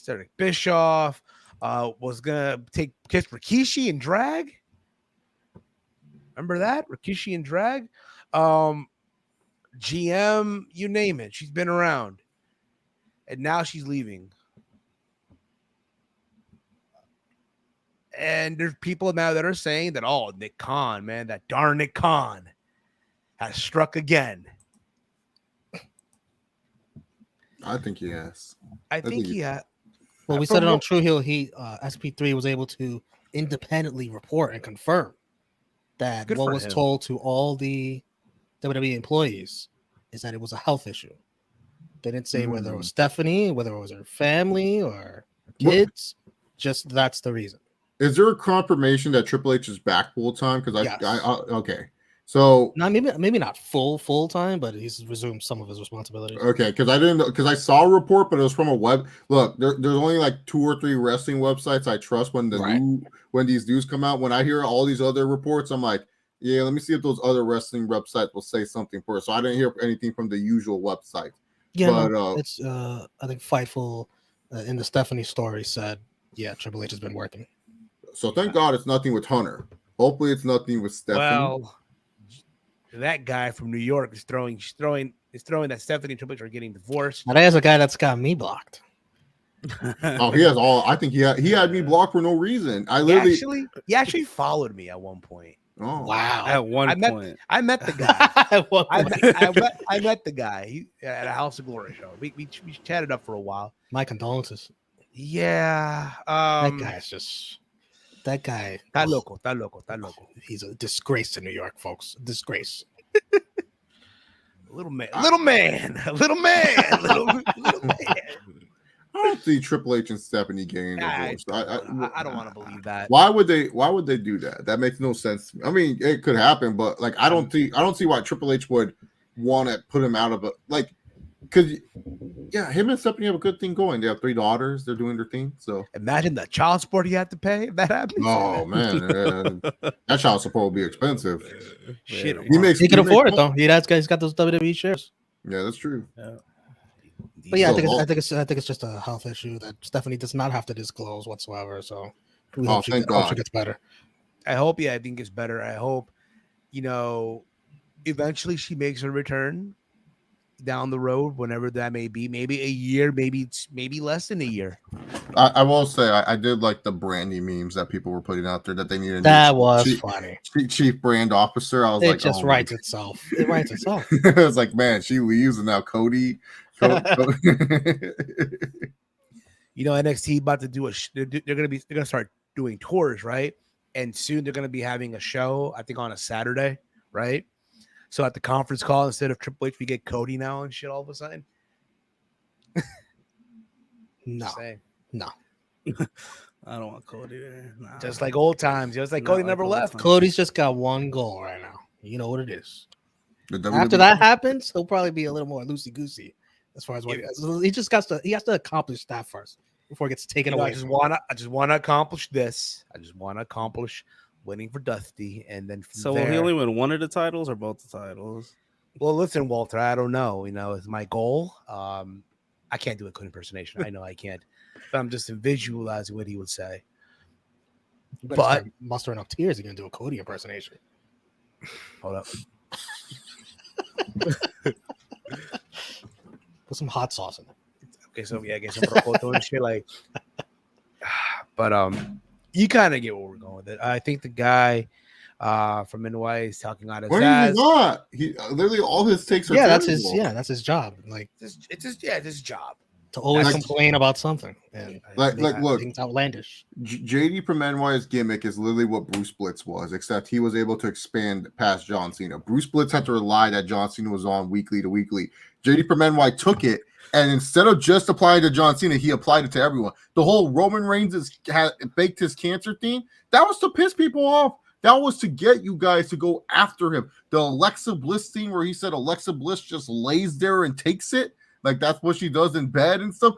He says this stuff knowing that, hey, whatever, it doesn't matter. People are going to react. People are going to share my videos. I'm going to make money from my fans because my fans are going to protect me, yada, yada, yada. That's what Bruce Blitz did with John Cena. Did all this shit, would rant about Cena. That would be the thing that would get Bruce Blitz over. And then guess what? You didn't have to worry about his revenue being hit because people that love Bruce Blitz, they stayed there. Rest in peace, Bruce Blitz. I don't know where he at nowadays. He gone. JD reminds me a little of Vince Russo. I gotta tell you, bro. When I was booking the TNA, bro, I did not care about these Japanese guys. I did not give a fuck about them. I don't know who they were. Nakamura, listen, he could have been the champion in New Japan. That's fine and dandy, but I live here in America. But I need to. It's been a while. Doing a lot of Macho Man impersonation. Yeah. I wonder what he would think about this whole Stephanie thing. Oh, God. Yeah. Let the man rest. Let the man rest. Oh, like Jesus. Guy's chilling, man. He's resting. He's just not resting in peace. Chase, that's what I've been saying. Yeah. No, you too. You just gotta let it rest, bro. Steve needs to let me go. Leave me alone. Yeah. Tell him to get out of here. Stop doing my voice. Yeah. If you will. Yes. Man, Bruce Blitz is now just posting clips. I miss the good old days, yo. Guy. The good old days. I think what he messed up was that he didn't continue the YouTube channel. He tried to do his own thing, like his own website. His own website. I never heard of him. You never heard of? Oh, No. This guy used to be the biggest. So Bruce Blitz, Romeo, he was the in the YWC. He was the first adapter to doing like the live stream. So before people would rush, do like a 12-minute interview and a 12-minute video uploaded to YouTube. It didn't, like, no one edited. It was just who got their opinions first and stuff like that. But Bruce Blitz was like one of the first dudes that would go live, and pretty much his whole shtick was that he hated John Cena.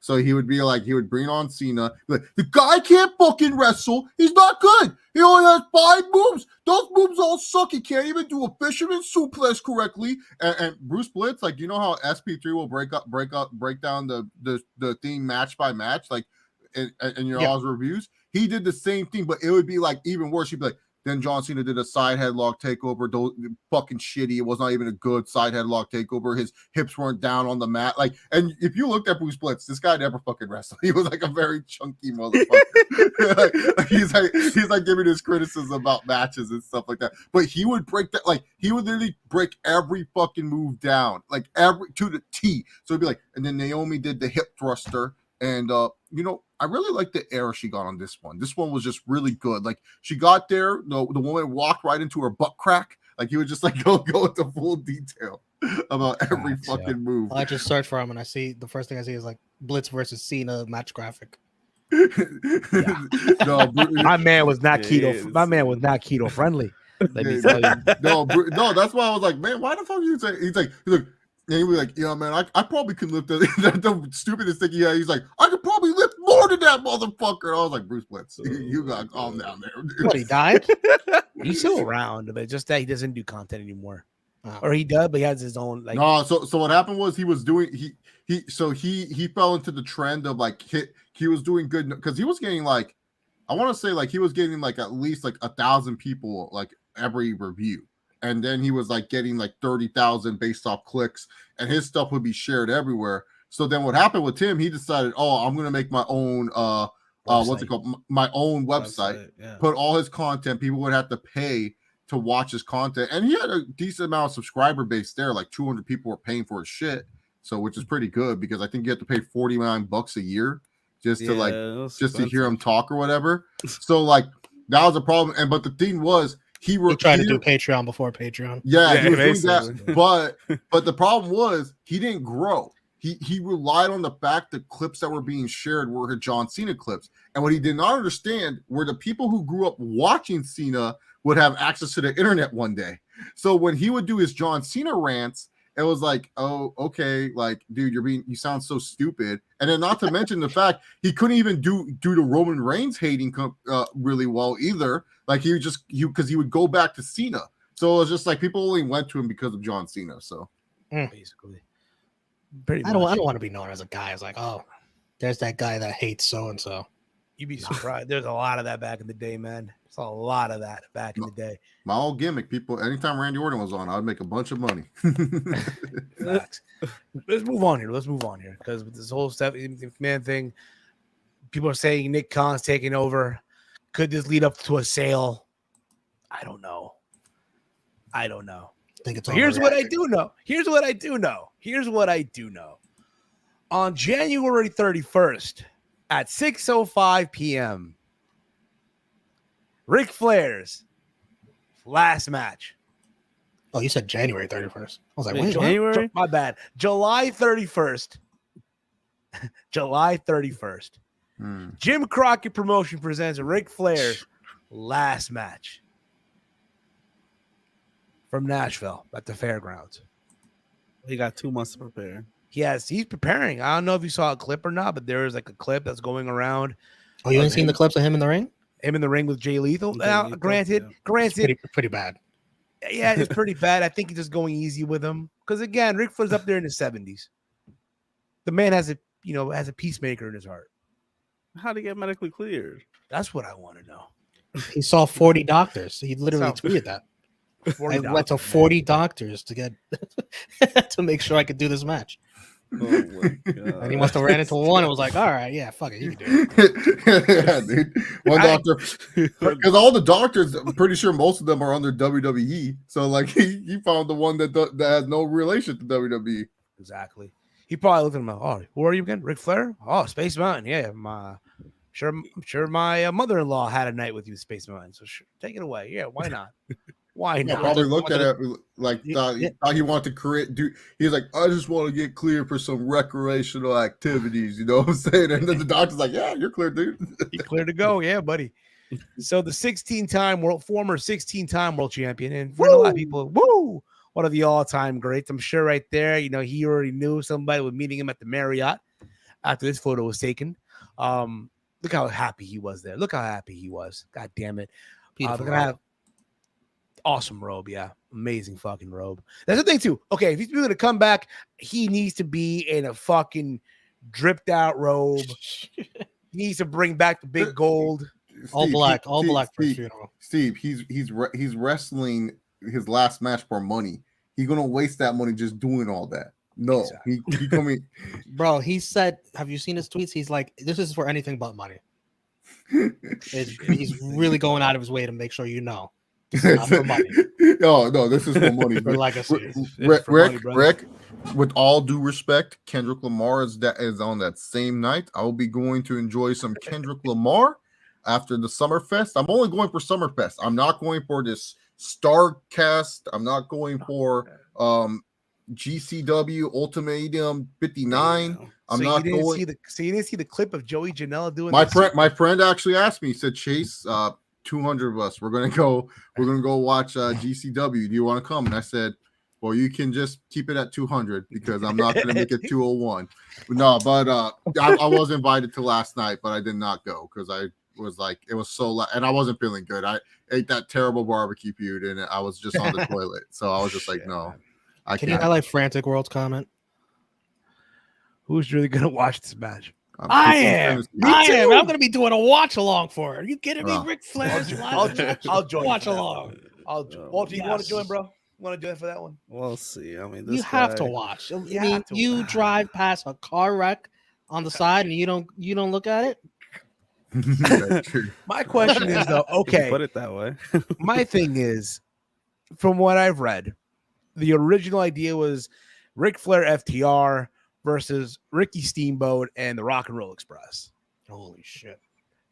Ricky Steamboat publicly declined, like, yeah, I ain't doing this shit. It's over. No, I think he will. I just saw a Nitro from 1996 where it was Rick and Arn versus the Rock and Roll Express. And here I am in 2022. And I'm going to get 3 of those again. Listen, if you really, who I blame for this? You want to know who I put the blame on? I blame that man known as Sting, yo. I blame Sting. To say the same thing. I was waiting for you to say. I blame Sting, yo. Why are you blaming the icon? That's his fault, kind of. Ric Flair got jealous. Like, my man doing all son of a bitch is not going to outshine me. Hell no. Are you kidding me? Wait, where is this Jim Crockett event happening? In Nashville. SummerSlam. No, arena, Steve. At the fairgrounds, where the old TNA event used to be. The old TNA, basically. Yeah, I think Kendrick Lamar still sounds better. He's also in Nashville that weekend. He's in Nashville that weekend performing. Yeah, July 31st, Sunday. What are the odds? What are the odds, man? I literally was just gonna go to meet up with my homie, go to SummerSlam. Tag along with Tim, party with Tim, but then he said, "Oh, because Kendrick's coming in September, so I might as well just go knock it out." The tickets are cheaper too in Nashville compared to LA. Jesus, have to of walk course. LA to Nashville. I could see that. Man, I might go to Rampage this Friday. The tickets are like $15. Yes, he is. 15 bucks. Yeah. You get to go see fucking Ruby Rampage. Soho versus Ruby. So Oh man. what's going on Rampage? Is there watch some Dark Elevation match? They watch haven't some announced dark- anything yet. some dark elevation. Gonna watch. You're gonna see all the indie guys being. There squashed by- was a point in me that there was a part of me that was like, oh, let me, because I could have gotten an extra night of comp rooms, like a different set of comp rooms for like the week. There was a point of me, but my office wouldn't let me work remote, and I was like, I ain't gonna go for Dynamite. Let me check how much AEW Dynamite tickets are. I'm sure you'll see Andrade on that Rampage. He doesn't have all I'm anything saying going is on that again, yo. Listen, yo. When Charlotte and Andrade have a kid, yo, like I said a long time ago, No, the Andrade side, the Andrade so side. that kid could wrestle in Dark Elevation. Listen, if the that still Andrade. No, exists? listen. The Andrade portion of that child is gonna love pro wrestling, lucha libre, the business side of it, right? The Ric Flair side, the Charlotte Flair side, like, bruh. Do you know who my abuelo is? Do you know who my fucking abuelo is? I don't want to be Woo! mean or anything. He'll probably be dead by then. Damn, Walter. What? I don't see Charlotte getting a kid. What the fuck? I don't see Charlotte getting a kid anytime soon. It might be conceived this summer. Might be on the honeymoon. Yeah. The honeymoon in Acapulco. Listen, No man. pullout. oh man, Dynamite's just as cheap too, like $20. I guess people don't care about the go home shows. Like, Well, because here's the thing: the Mandalay Bay Arena is such a small arena. No matter where you sit, it's a good seat. So if you sit in the quote unquote nosebleeds, it's not really a nosebleed. It's like it's like the Webster Bank Arena. Isn't that where Chuck dismantled Tito Ortiz like in the first fight? this is the old Mandalay. This is the old UFC stomping grounds before Dana White got banned. Blackjack. Of course, dude. Come on. Oh, all about that blackjack. All about that blackjack, yeah. So there's that. I mean, listen, as far as Ric Flair goes, listen, if he takes a bump, this one bump, yo. Oh, buddy. That's what I'm looking forward to. I want to see him take a bump. He doesn't That's all take a I'm gonna table say. spot. Now I want to see him bleed. If it's not, it's a Ric Flair match. If he's bleeding, if he's bleeding all over the place. He's gonna bleed. Dude, he might No. ask to like fucking like take a superplex onto the concrete or something. Remember that spot? I when mean, he he's got bumped into Stone Cold do it. Yeah, he's like, if Steve could do it, I can do it too. Exactly. Like you seen the spot. I remember back in the day, he would do that spot when you would throw him into the corner and he would like do a flip and then go over the rope and run. And Do not expect that. people are gonna be chanting, shocked. "You still got it. You still got it." Woo! He'll take the bump off the top rope where he goes to the top rope and he thinks he can always land a aerial maneuver. He never does. He'll take that. I hope he does though. For the one time, yeah. You know he's gonna get the win though for his team. Whatever the match is gonna be, likely it'll probably be a multi-person match. Because it has to be 6-man tag.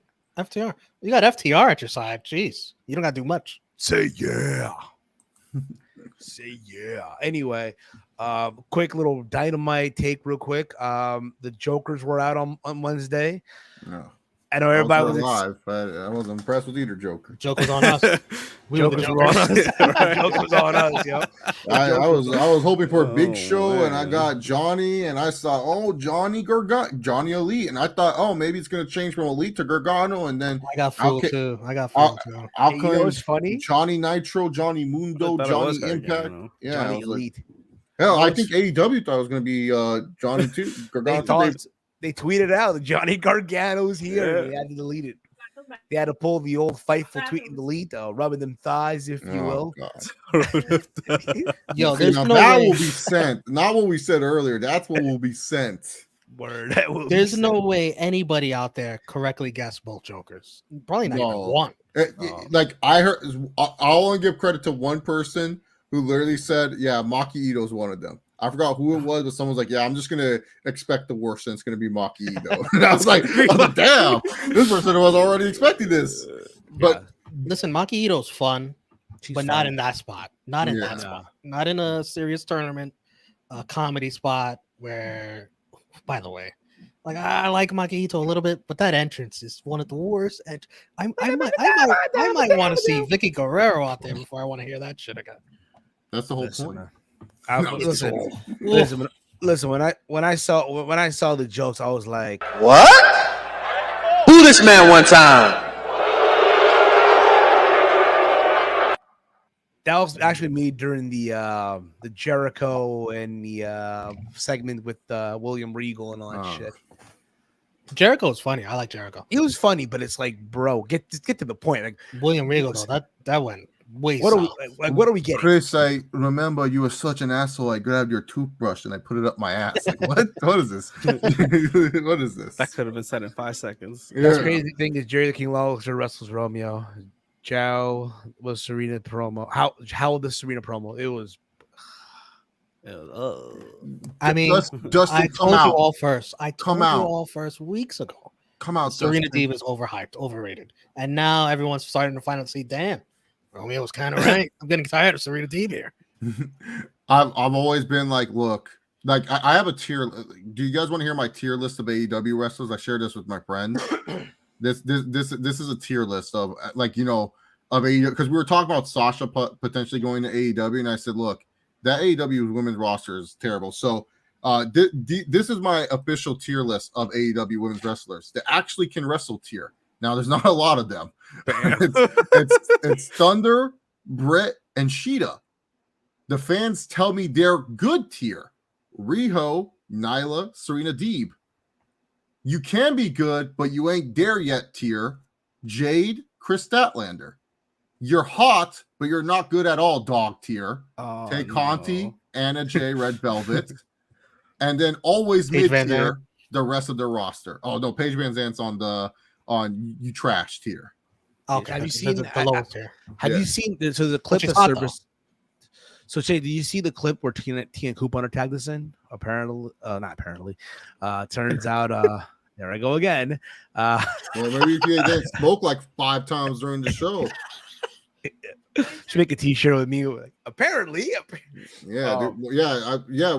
She can do that in practice, but then later on, she's realizing she has to do this to Ty Conti, and that's it. Then there's difference. I What are we didn't watch talking about Van- here? Paige Van Zandt. So there's a clip on Twitter that me and Chase were tagged in, where she is, you know, at the academy, I think at Gangrel School, taking these bumps and, you know, drills and all that stuff. And I mean, not bad. I just get rid of the backflip into the corner with the elbow and shit. Just get rid of that. But That show how Teach her athletic to she is. punch. he tried to punch, yeah, because that too. But Working punch. the working punch, the working punch. Work on that. What else happened on Rampage? Yeah, Brian got hurt apparently. Brian, No, he was ribbing the crowd. Yeah. I'm not a Yeah, fan of not that. serious. That whole thing where you connect the ramp to The the ramp. That was Brian's idea. He said, "Get my leg stuck and make I sure hate it's there that. for 10 minutes." I fucking hate that giant stage. I just do.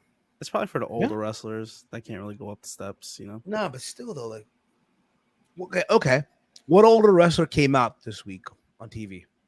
Jeff Hardy wrestled. Yeah. Oh, Sting out there. for a Yeah. bit? Sting got to come out. Dude, that was the worst. Like the Young Bucks, you could tell they're like, all right, we got to hold off on these super kicks. And Sting was just not having it. He was just like, oh.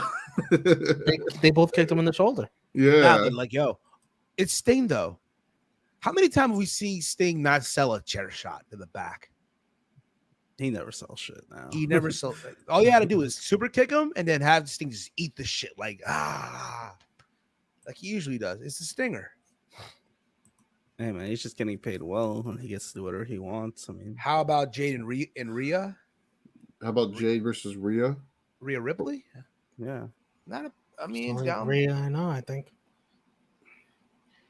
I guess so, right? She's Jade in and- Judgment Day. They're in 2 different companies. Judgment Day. I guess if you want to do a fantasy match down the road, I mean, Frantic World asked me about Penelope Ford. She's in the what's it called? She's just in the mid tier. I mean, she's hot, but like she's not in the hot you can't wrestle dog tier.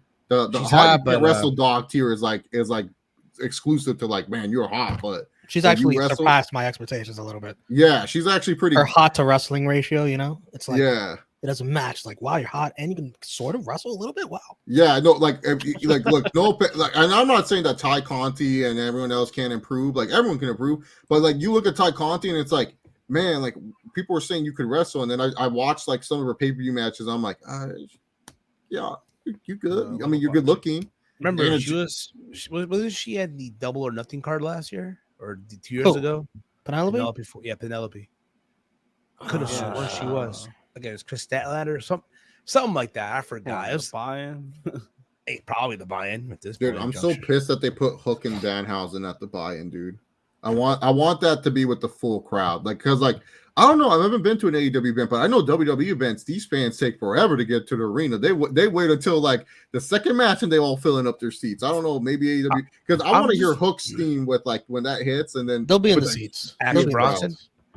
They'll be in the seats for the buy. Dude, Hook you know what I want to see? Hook has the best entrance. I don't care what anyone says. He comes out, those fans give a fuck, dude. Like Action Bronson, baby. Action fucking Bronson. My guy, yo. Walter remembers back in the day. Steve, are you gonna get his New Balance collab?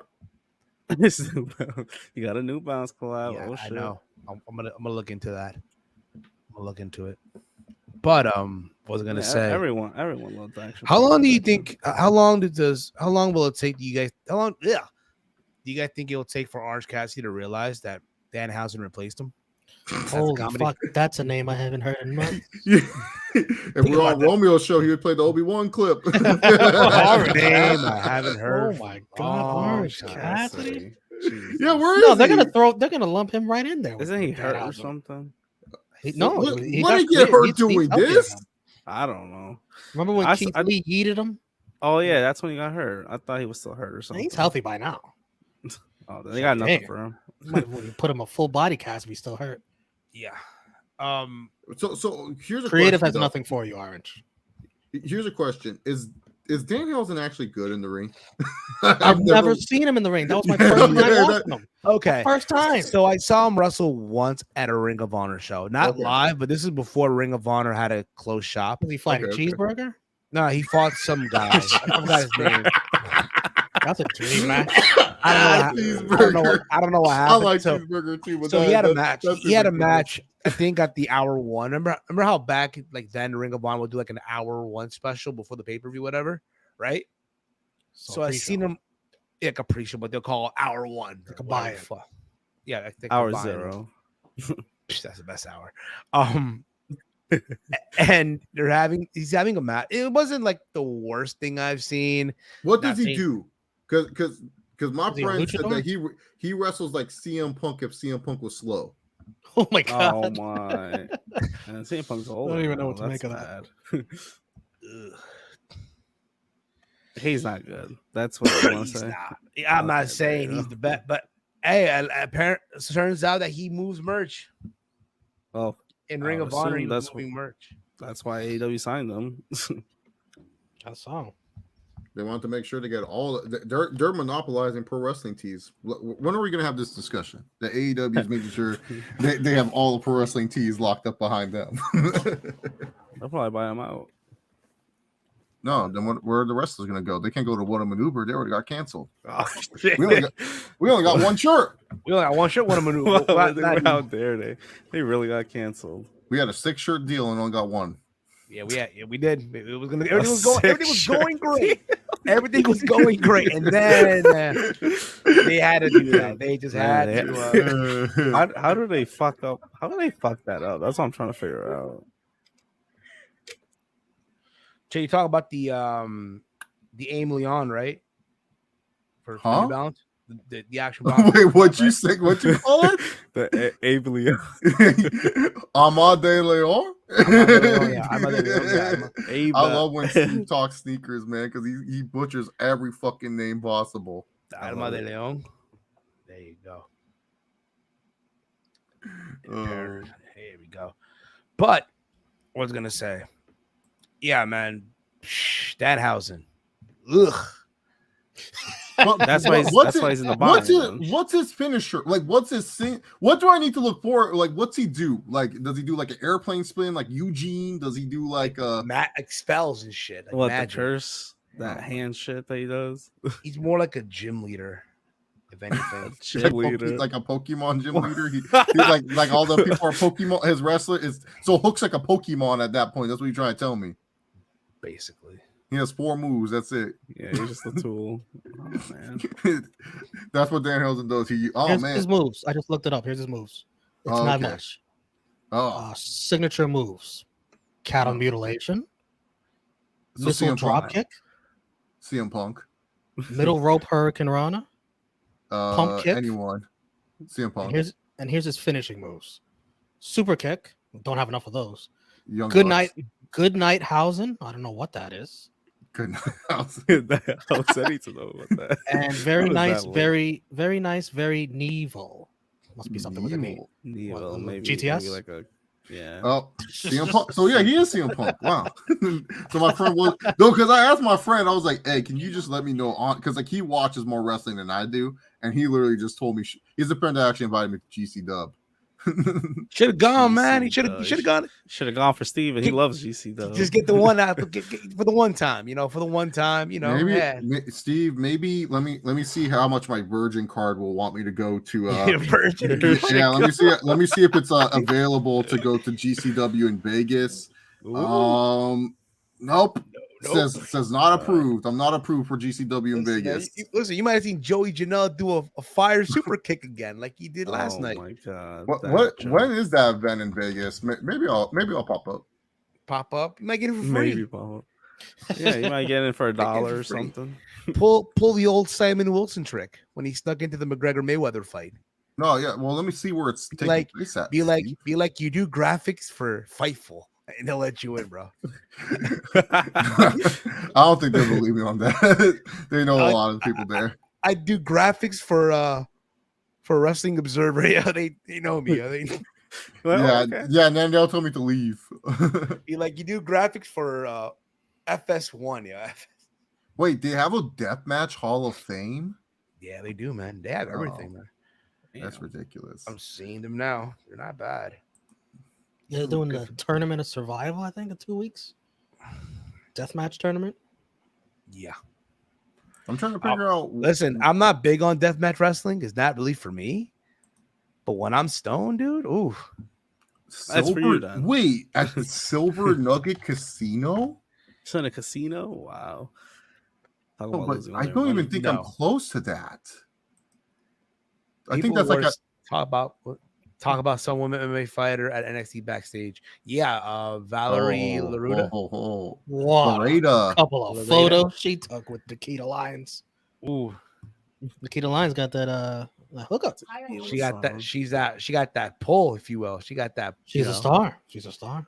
She's the next women's champ. Yo, listen, all I'm saying, if you want to call up some women for this tag team tournament on the main roster, I know because again, people assume they don't watch NXT.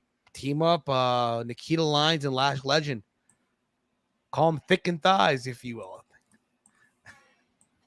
Thick and thighs. I'm trying Thick and thigh express. The thickums. Call them thickums, yo. Screw it. Just call them thickums. It'll sell. After all, we're trying to get that demographic up, if you will. The assos. There you go. The ass girls. You know how they call it the ass boys in AEW? The ass girls. Dude, I think this is the casino that I always see before we get into actually the strip. I'm trying to figure out where this casino is. People are gonna make the drive, yo. Whatever the fuck. Oh hell no! I ain't going to no goddamn GCW. The fuck. This is like past Fremont experience. The Fremont and the outlets. No cap, but the UFC has been kind of slow compared to the last couple of years. What do you mean by slow? Like not exciting? Not exciting, slow. I mean, they've been having fights almost every weekend, whether it's pay-per-view or at the Apex. Wasn't there a fight yesterday at the Apex? Yeah, dude. Michelle Perez tried to say that Jorge Masvidal was sliding into his wife DMs when that wasn't even true. And then Holly Holm got robbed. She got robbed. Oh, Now that's a robbery, Ron. Now that's a robbery. No. That's not worse than Serrano. Stop. That's not worse than that. That was robbery. Kind of got robbed. Not exciting compared to the last couple of years. Well, you gotta think about this, there man. you go. The pay-per-views are where you get your excitement. Right. Mhm. You know what I mean? When is it this Saturday? Which one? No, UFC following. Following.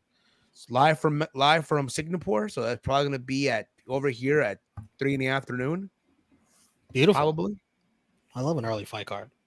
Or unless Dana's like, fuck, we're gonna see this shit live, so we'll get it at 10 p.m. But it'll probably be like what over there, like the next day, whatever. Isn't the it hell? 12 hours? Yeah, it's probably like. So they'll probably 10 a.m. Nah, they're gonna do an early show. I mean, they're gonna do it. I mean, they'll only do the early shit if it's Khabib fighting in Abu Dhabi.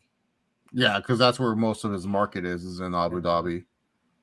But anyone else, Abu Dhabi, yeah, we're fighting at 10 p.m. Eastern time. That's like 7 in the morning for Abu Dhabi time. So it's like one of the fighters said it felt weird. I had my fight and then I had to realize I was like, I have the whole rest of the day. If you only follow the mainstream stars of UFC, then I can see how it could be slow to you because they don't fight so often.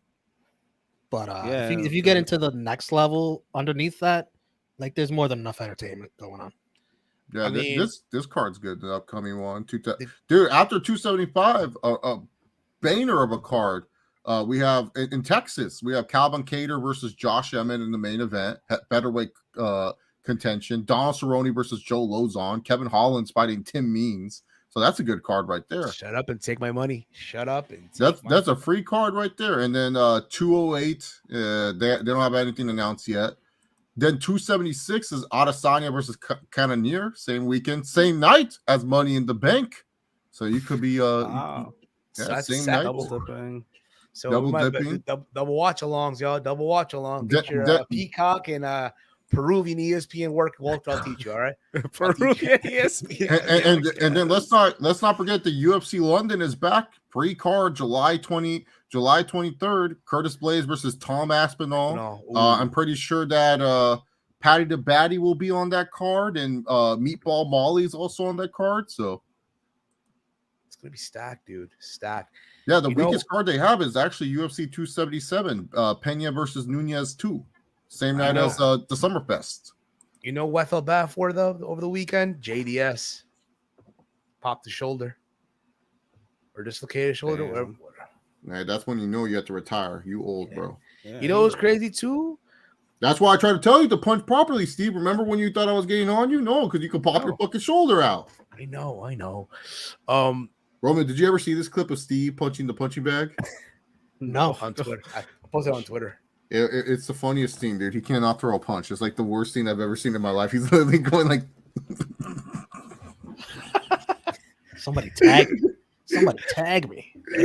I'll try to find it. No, Steve probably deleted it. No, it's up on Twitter.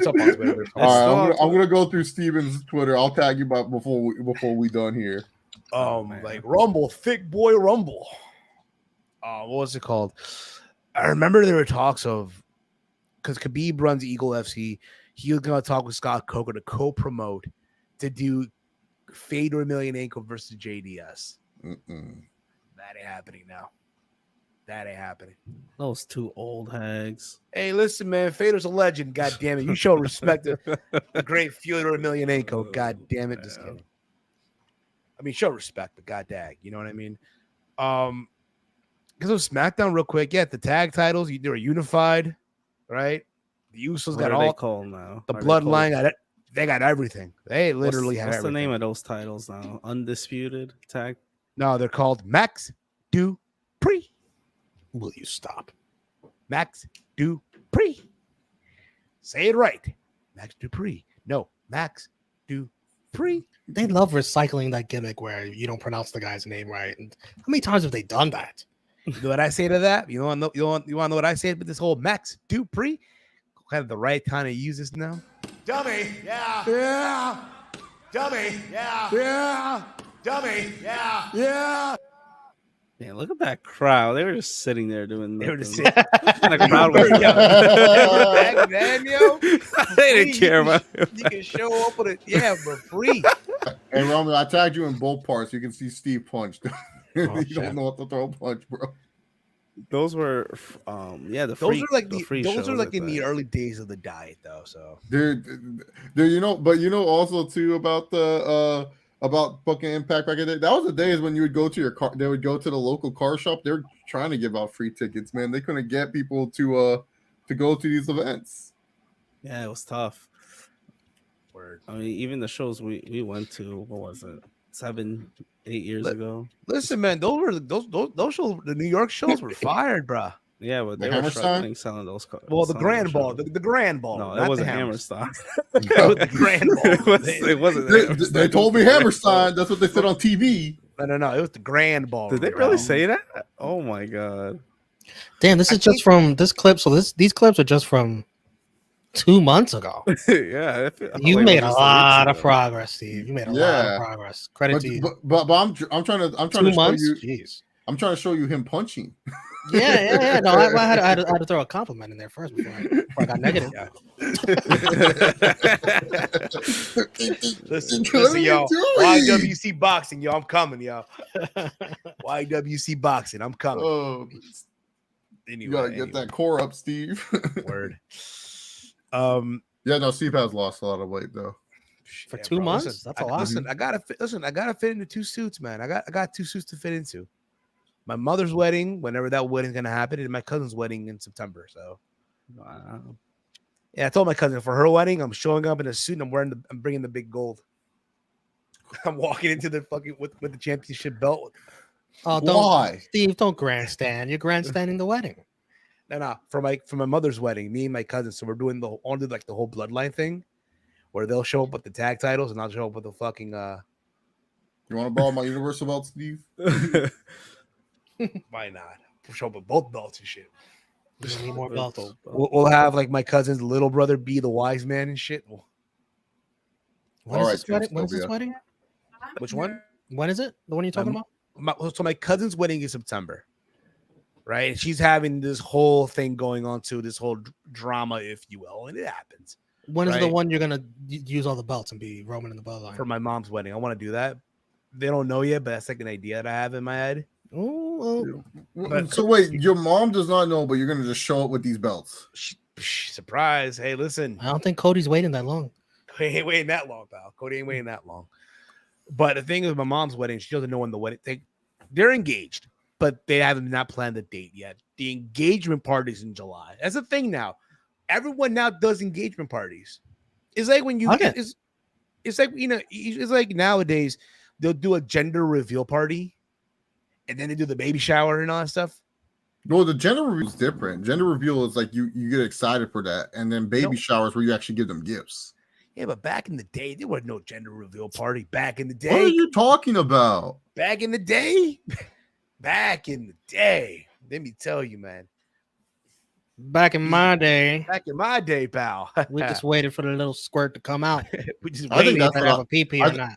I think if I marry a woman that doesn't care about that, I think that's what we're gonna do. We're just gonna wait for it to come out because I want to be surprised. I want to be surprised. At least one of the kid that I have, I want to be surprised. I don't want to know the gender right away because I'll start overthinking and stuff like that. I'll be like, what if it's a guy, a girl, or something? No, I told my cousin. Let life surprise me. I'll be like, okay, whatever.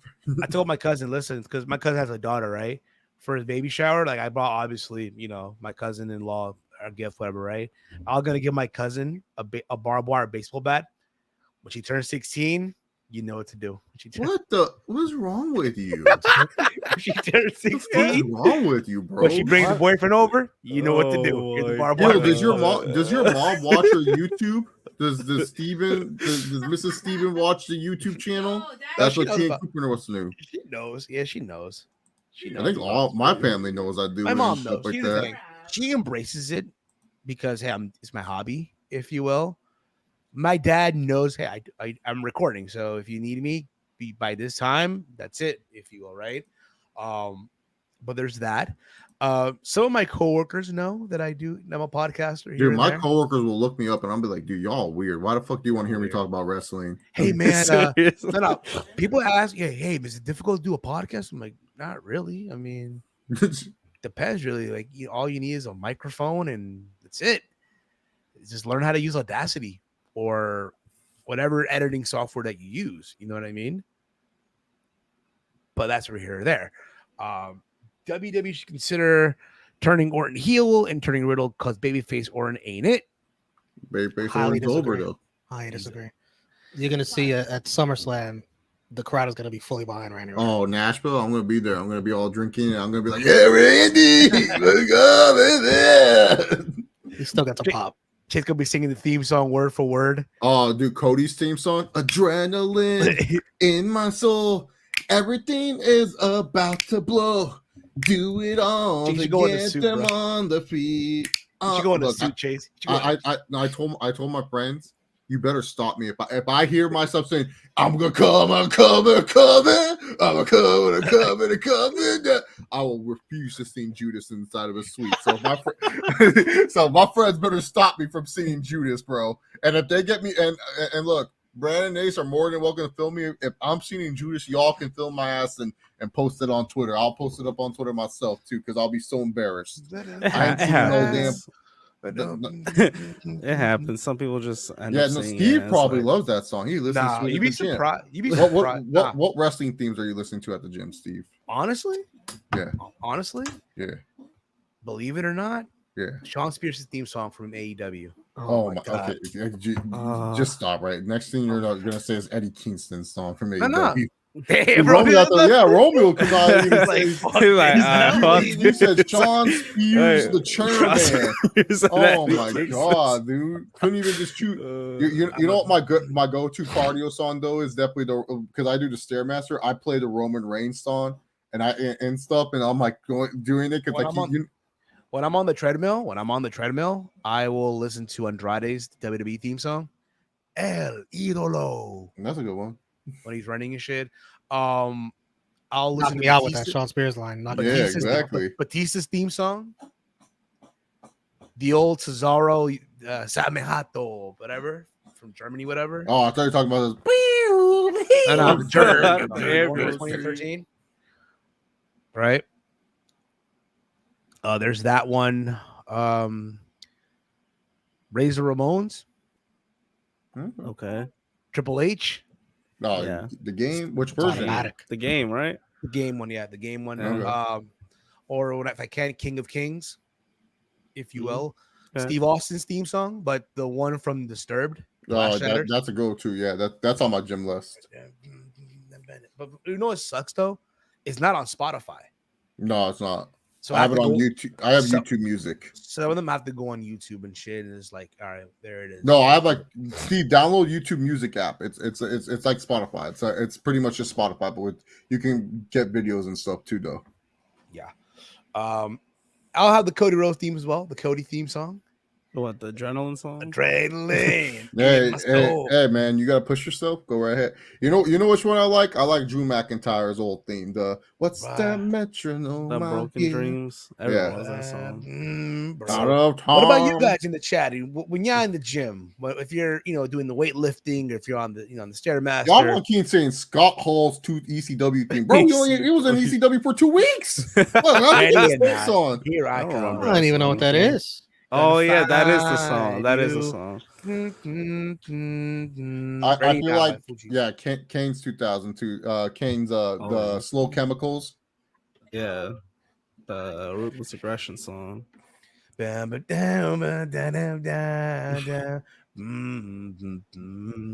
Oh, the wonders of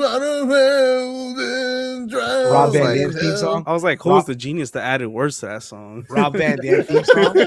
One of a kind, there I see when I look in your eye. Makes me feel that I'm one of a kind. Did I say Batista already? Yeah, I did. Yeah. Yeah, You remember that terrible RBD theme song he had on the Reckless Attempt album? Yeah, and he only had it for like a week. Yeah, it was like supposed to be the Shadow of the Storm. It was fucking terrible. Loud and It did not. powerful. It could have fit anyone else but Rob Van Dam, but they made it sound like the Bantera respect song. So I think that's why they didn't run it too long. It's so bad.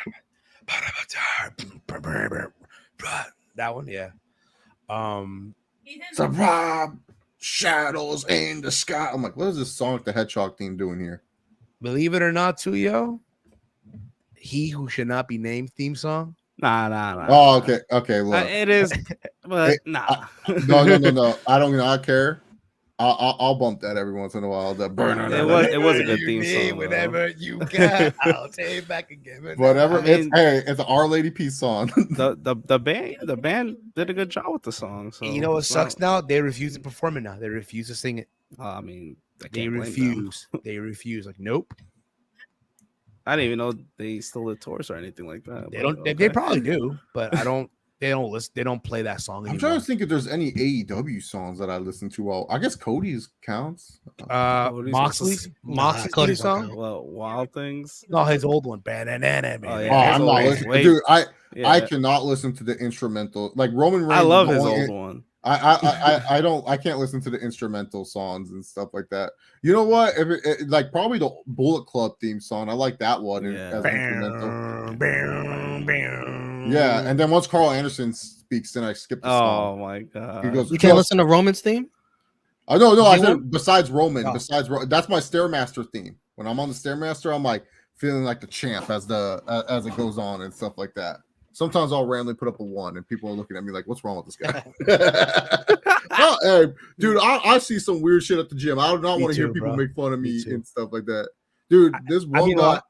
this Go on, one dude. guy at the sauna, he was talking on the phone, and this guy was like, "Hey, babe, guess what? I'm gonna move back into my parents' house." And I was like, "Why are you saying that?" No, and then I was just sitting there. Shit. I was just like, "What is this guy talking about?" He's like, "Yeah, babe, yeah. I'm in the sauna right now." I'm like, and I remember I wanted to say something, but I'm like, I'm gonna mind my business. And this one guy came and goes, "Hey, bro, the sauna's for tranquility, bro. You want to talk to your girlfriend? Go outside." He goes, "Yeah, man. Don't worry. Just 10 more minutes." And he goes, "Or you could just leave." And then another guy just left. But this guy was like acting like he was some badass, like fucking stuff like that. Nah, I remember. Was it last week? I'm at the gym, whatever, right? And I'm about to be done, right? I shower at the gym. I shower, right? So by the shower is the sauna, and there was a scale, and it turns out there were a couple MMA fighters from the local scene, right, trying to make weight. And again, they're in the sauna. They got the whole bodysuit on and shit. They're sitting there, whatever, right? So one of the guys gets out of the scale, gets out of the sauna, weighs in, makes weight. I'm showering, right? The next thing I see is the dude that got that weighed in being helped to walk and shit. I'm like, oh. Damn. Oh, Steve, no. Steve, do you go to the sauna? Honestly, no. I want to though. Why? I just don't. But now I'm also the fact that whenever I want to go, they'll close it because you have these high school kids that will show up and throw water on the rocks. Oh my goodness. Yes. No, honestly, I would not care. I'll go to jail. I'll beat those kids up. I'll give them a 3-piece and soda and say, "What the fuck y'all doing?" And the thing, you got a lot of these high school kids who don't give a like. You know what I also see in the gym? Like motherfuckers who will like literally grab their scooper and shit. Oh, that's normal, bro. What the fuck? Nah, but it's No, funny that's not though. normal. That's not normal. And then they'll That's put the water. Dude, It's awful. that's what we do in California all the time. Why? I don't know. I don't do it personally, but that's normal to me. I've never done. I can't. And I see like a lot of the young kids now get on the supplements. I'm like, what? a lot of the young kids. No, like like the little powder shit in the Oh, water. Yeah, or- I do the supplement, Steve. There's nothing wrong I with that. want to. Nothing wrong with it. Nothing wrong with it. I Oh, want to like get into it. pre-workout. Dude, You scared you're gonna get a heart attack or something? Steve, how long could you stay in the sauna? I have no clue. I haven't really. You know how long I can stay is like 30 minutes easy. 30 minutes, just it's all mental toughness, right? Mental, like Yeah, dude. Like, dude, I go in 10 minutes before I work out to loosen up the muscles. Then I go out, work out. Then I go back in for the last 20 minutes, and it's supposed to improve your stamina. It makes it where you don't feel tired and you won't feel sore the next day. Do you go at your phone, bump the music? You know, No, dude. I sometimes I'll put for my pre maybe, but a lot of times it's like therapy. So I just kind of go there, close my eyes, let the breathe in, breathe out, let tranquility take over. You know. Yeah, I hear you. I hear you. Do you think you could handle like 5 minutes or no? Probably. You'll fall in love, Steve. Trust. Once you get in there, you'll fall. I'll tell you what I'll do. Just tomorrow, I'm gonna go back. I'm gonna start this week. I'm gonna start, small. I'll start 5 minutes, or we'll do 10 minutes first, 10 minutes, and then we'll add. You know what I mean? We'll do that. Stretching before I work out by Jimmy King. Swerve and the acclaimed AEW themes are really good by Frantic World. Ricky Starks. I haven't heard that yet. Ricky Starks. Because he normally raps over it. Huh. I like Trisha's song, like Lil Kim rap is in the Undisputed Era. It's not bad too. Not bad. Undisputed Era has a good. Honestly, yeah. Now that we're talking Never about again. What's a good theme? What's a good theme to bump to when you're like in the weight room and shit, yo? Braun Breakers. What?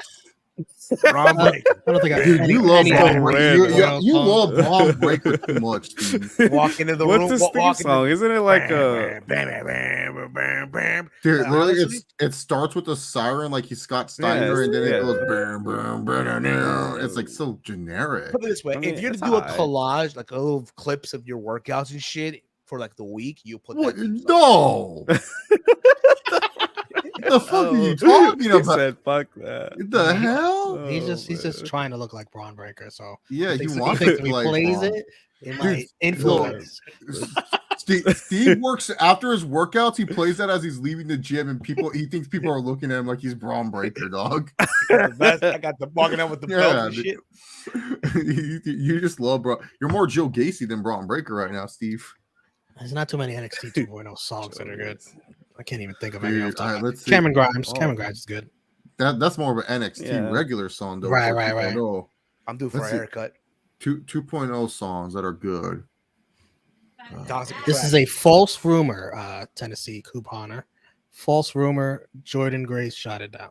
My good friend Jordan Grace, who follows me on Twitter, by the way. I don't know if anyone knew that. And Moose also shot it down too. Apparently, he don't make $2 million at Impact. I'm glad. I'm surprised he don't. He don't make I don't know why you $2 would million want to admit that you don't make money, but okay. Weird flex, Moose. Can we agree that he fell off? He has fallen off, yo. Hey That man, Moose? I mean- he chose his bed and he's laying in it. He chose Yeah. Tessa. That man fell off, yo. He wanted to stay with Impact. That's on There's him. someone that fell off Tessa. Shit. Fell off the face of the earth. Undeniable. Well, the only thing you're going to be undeniable for is a job. I ain't gonna lie, yo. That theme song was good though. Her her theme song was good, but I'm just saying, like, she's undeniable from a job. No job's gonna touch her. Undeniable unemployment.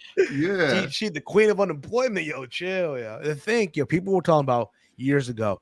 Man, Charlotte and Tessa gonna make. Yeah, remember? I was talking about it. Remember Dave Sack would say that shit back in the day?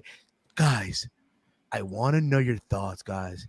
Tessa Blanchard, Charlotte Flair, WrestleMania. And you can book it like the daughter of the Horseman in the main event for the title. I'm like, okay, bro. I thought it was a short thing, and I was like, they're gonna team up after it's over.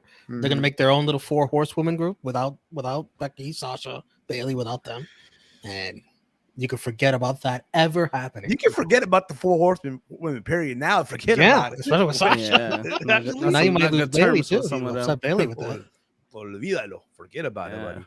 Charlotte and Becky are done, bro. Thank you for telling me. No problem, T and Couponer. Yeah, because I heard that, and I remember I told someone, I was like, no, you did that. The 6-side ring needs to just go away. Like, I don't need this. Like, Never again. Like, Just it put was to fun when it rest. first started, but like once they got rid of it, it was kind of like I understood what Hogan and Bischoff meant when they got rid of it. Like when I was a little punk kid in 2010, I was like, this is so stupid. There's nobody 6-side ring. But now I'm like, you know what? The 4-sided ring's where it's at. Like 6-sided ring was good when it started, but now it's fine being 4-sided. Yeah. I don't mind if they did like a retro Impact for one night of tape. Yeah.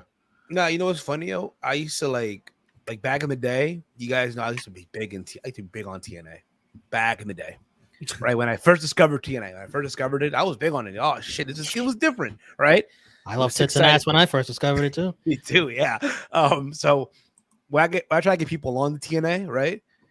They're like, yeah, what about bro? It's a 6-sided ring. What? Yeah, man. No cap. 6-sided ring. And that sold them in. Right? The 6-sided ring and shit, right? And then I'll try to sell them on the King of the Mountain match. It's crazy. It's a reverse ladder match. It's a fucking reverse ladder match. When you get pinned, you go in a fucking penalty box and shit. Dude, look, AEW is great, but man, if TNA had that 5-on-5, it would not be an anarchy rules match. It would literally be called something so stupid. Like they would find a name, they'd be like Gain Warfare, and I'm like, Lethal Lockdown. What's Gain Warfare? TNA. You'd have Mike Tenay in the commentary. Oh my god, the Panther man. No, TNA is the key net names, bro. Like they could find they made an event out of any match, dude. It'll be like just a regular hardcore match, like Hardcore Justice. Ultimate X, Monsters Ball, Monsters Ball, especially the gimmick that they didn't eat for the whole day. They were locked in a cage. That's what they just did with PCO and what's his face, Jonah. Yeah, Turning Point, Victory Road, Final Resolution. What was the paper? That used to be the January pay-per-view, right? Final Resolution. Turning Point. No, Final Resolution is the finals, December. No, Final Resolution is the start of it because it's the Final Resolution. So now we go Final Resolution, Against All Odds, Destination X. There you go. And then June they made up a pay-per-view. Oh yeah, Lockdown would be April. Yeah. And then Slammiversary. It's always in June, I think. Then they would have like random pay-per-views. Turning Point, Victory Road. I used to mention that. What was the year they had Under Siege? What was that last the year AJ won the title? They had like Turning Point twice in 1 year. Turning Point's the last one. Yeah. No? Yeah. Yeah, Turning Point. No surrender. No surrender is what? September. Sacrifice. There we go. Sacrifice was like in the summer or it's the May pay-per-view or something. Yeah. I feel TNA Sacrifice. TNA. And then Bound for Glory was in October for some reason. Hey man, if you guys follow the TNA YouTube channel, you get some free matches TNA Tuesdays. Yeah, you get a lot of classics. Eat some tacos, watch some TNA. Yeah, dude. TNA Tuesdays, man. Hey, dude, I'll play that at work. They're all TNA Tuesdays, 3-hour pay-per-views, and then sometimes at work, I'm like, what did Mike Tenay say this match was? Elevation X match. Yeah. Rhino AJ Styles, yo. Rhino AJ Styles, Elevation X. I remembered I was a little kid. I begged my mom for that pay-per-view, and I'm like, Mom, and I literally said to her, Mom, Elevation X is happening. Like it was like she was supposed to understand. What the fuck is an Elevation X? Yeah, I was like, Mom, Elevation X is happening. I was like trying to explain to her how this was supposed to be a big match, and we did not buy Destination X. Like she would buy Bound for Glory because I would just say, "Oh, it's the WrestleMania," and then she'll be like, "She's like, oh, okay, yeah, WrestleMania, I get that." Elevation X, the fuck you talking about? What is an Elevation X? I don't know why they ever made Bound for Glory their WrestleMania. Is that a new Viagra? By Elevation X? What was their first pay-per-view? I think it's Victory Road. Victory Road. Oh yeah, Victory Road. It's anniversary is just their anniversary. Say what you want, yo, but you know you did your job when you remember some of the shit from back in the day. Well, yeah, TNA was watchable for TNA had listen. TNA, despite all the crazy shit they were doing, oh buddy, there was a lot of it.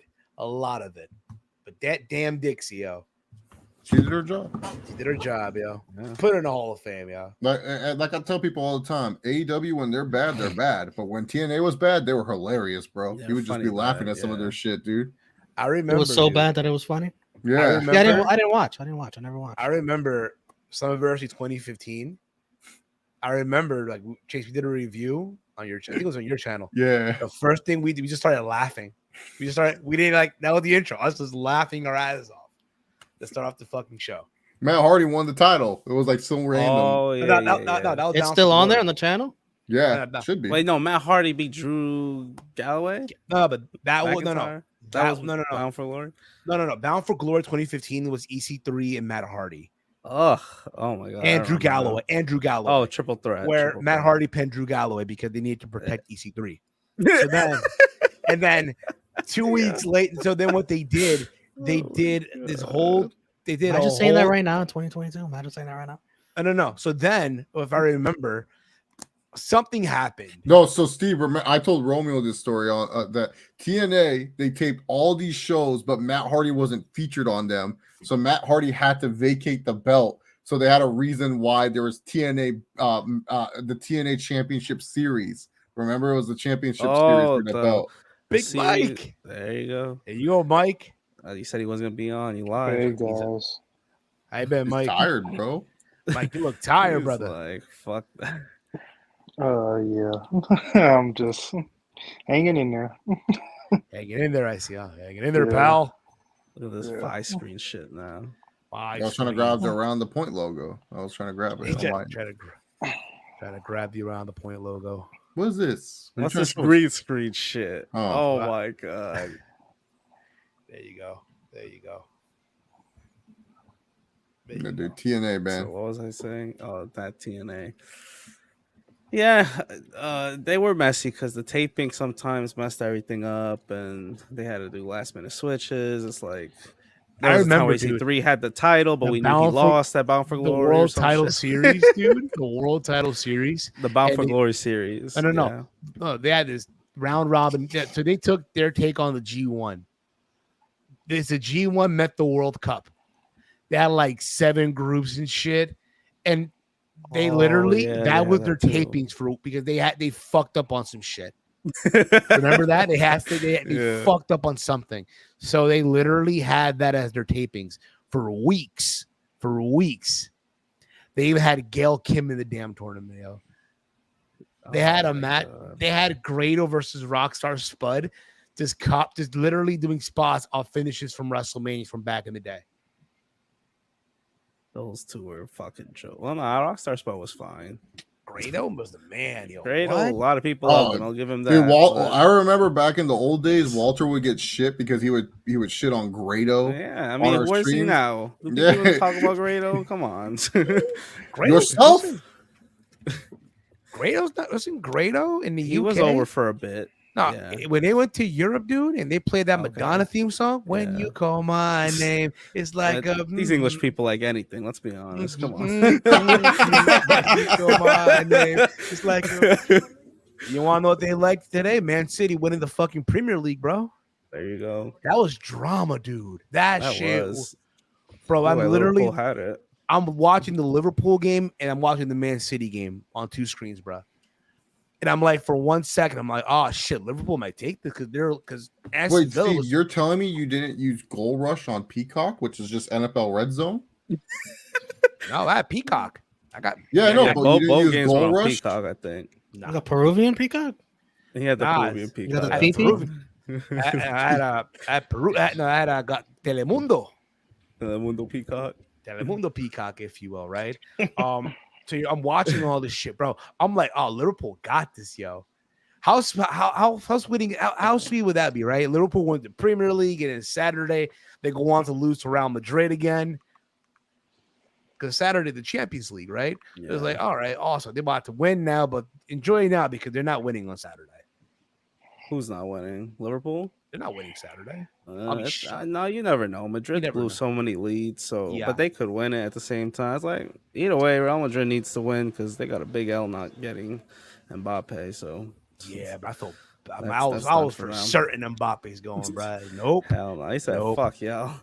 He used them for leverage. He used them for leverage. Yeah, just like Sasha Banks, just like Randy Orton with WWE years ago. I used AEW. He used AEW for leverage. Exactly. Well, Mike, what's been up with you, Mike? Life. Life. So, Romeo, you all right? Doing good, brother. Well, the Yankees lost twice today, so besides that, I'm doing good. Yeah, I'm wearing the hat. We're wearing the hat backwards, pal. I'm wearing the hat backwards.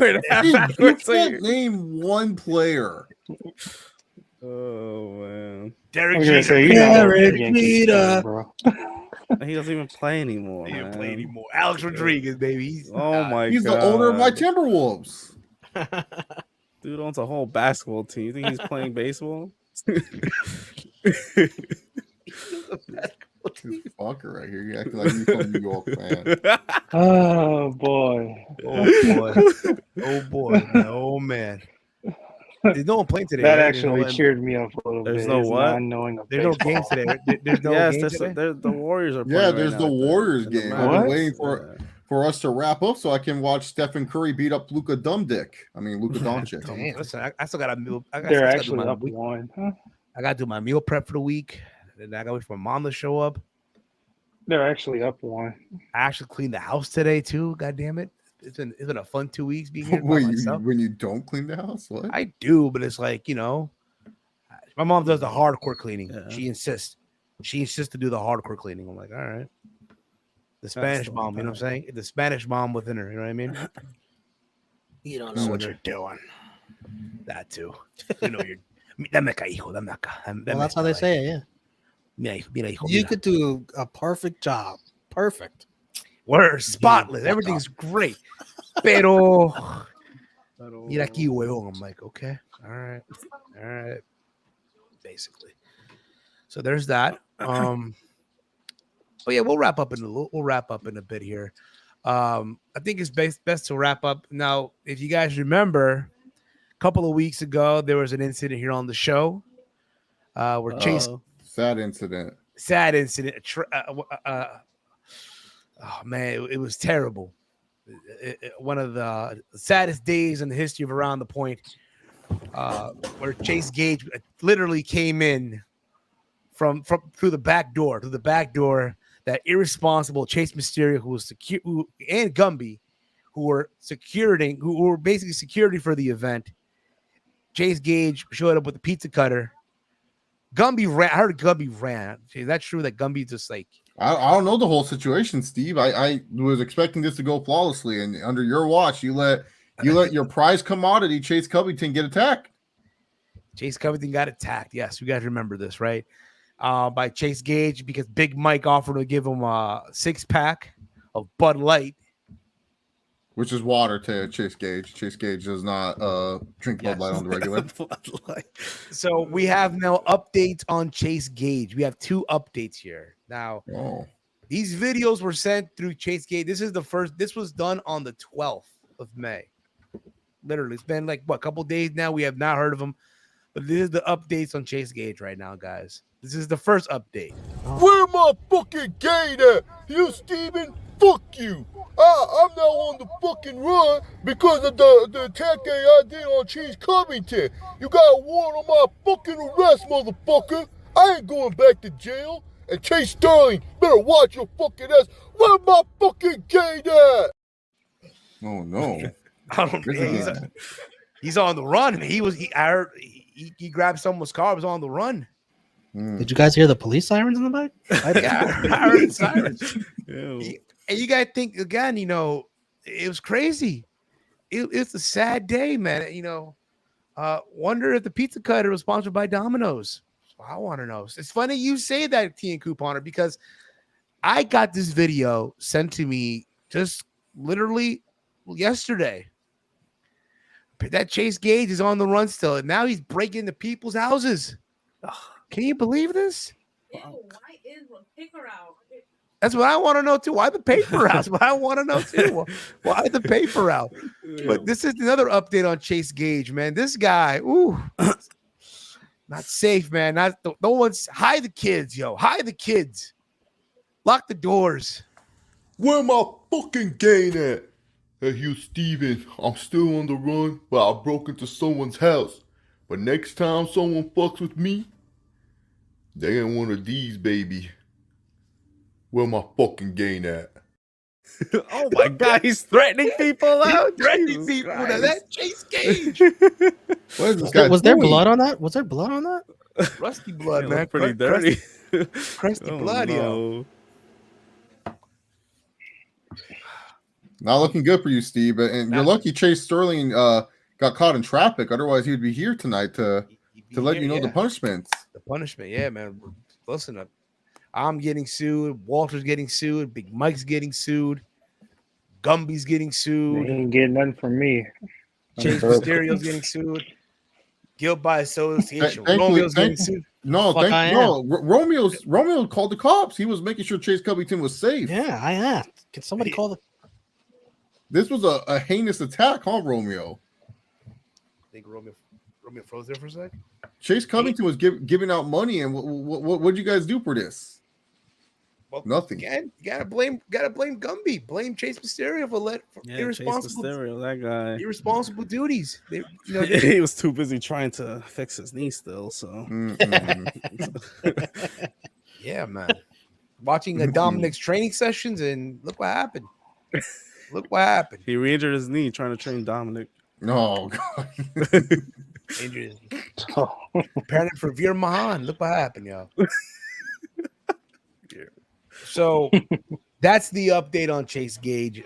Listen, if you see him at a town near you, be on the lookout, guys. Be on the lookout. He has a pizza cutter. It looks like he already used it too. What happened to the family in that house? That's what I think he used that pizza cutter on them. Oh no! Oh no! I already play that clip again. I want to examine that pizza cutter. Yeah, right. I already heading to Vegas. Where my fucking gain at? Hey, Hugh Steven, I'm still on the run, but I broke into someone's house. But next time someone fucks with me, they ain't one of these, baby. Where my fucking gain at? Wow, that's splattered brains. Stained. That's splattered brains on that pizza Listen, cutter. from what I'm gathering here, this is this family too house that he broke into. They still have their Christmas tree up. I mean, yeah, like very concerning. Man. From what I'm gathering here, this makes a lot of sense. He's going to go to Vegas, try to win a lot of money, or steal money in this case, then haul ass to Mexico. It's right there. Haul ass to Mexico. No, we'll have to see, man. I don't think he's going to Vegas. I'm going to Vegas, but he ain't. I don't know, man. That's what he looks like he's heading over there. You might bump into him, Chase. You might bump into him. Maybe. You better. Hey, man. Let's see here. Is that rust on the pizza cutter? Yeah, no, man. we said it was blood and brains. It looks like he murdered the poor family that was in the house. Poor family, yo. Poor family. And you want this guy back on the show, Steve? You want a murderer on your show? Listen, a great American like Chase Covington comes on this show, gives money, and you love Big Mike is giving the murderer a 6-pack of Bud Light. Murderer's draw. You know what, guys? I gotta go. I gotta go, guys. I gotta call Anna Maria. Who? Anna Maria, Doctora Ana Maria Polo from Caso Cerrado. I gotta get her on the phone. I gotta get her on the phone. Like something's gotta get done. I don't know what I'm about to do. Mike is now what? On the run? LOL. Yeah, he's going to join Chase Gage. For that Bud Light. Man, this is crazy, man. This is take his Bud Light to convince that guy. I don't know, man. Anyway, this was fun. We thank you all for tuning in. We almost 2 hours. Almost 2 hours? It's past almost 3 hours. I was going to say almost past the 3 hour, almost the 3 hour mark here. But this was fun. Thank you all for tuning in. Thank Romeo for coming on today as well. Yeah. Thank you for Big Mike for tuning in. And I know again he was gonna, but he came through. Big Mike came through in some capacity. Steve, what are you guys doing next week? So this is the plan. Thursday, we're gonna go live with a prediction show. Mike, you down for Thursday? I'm working 3 to 9 all day. Fair enough. Walt, what about you, brother? Depends. What I guess anytime after work, 6. That's fine. We could do Thursday afternoon time. That's fine. Did you hear me? Romy, you be available Thursday? I know you got doing Blood Impact over there, so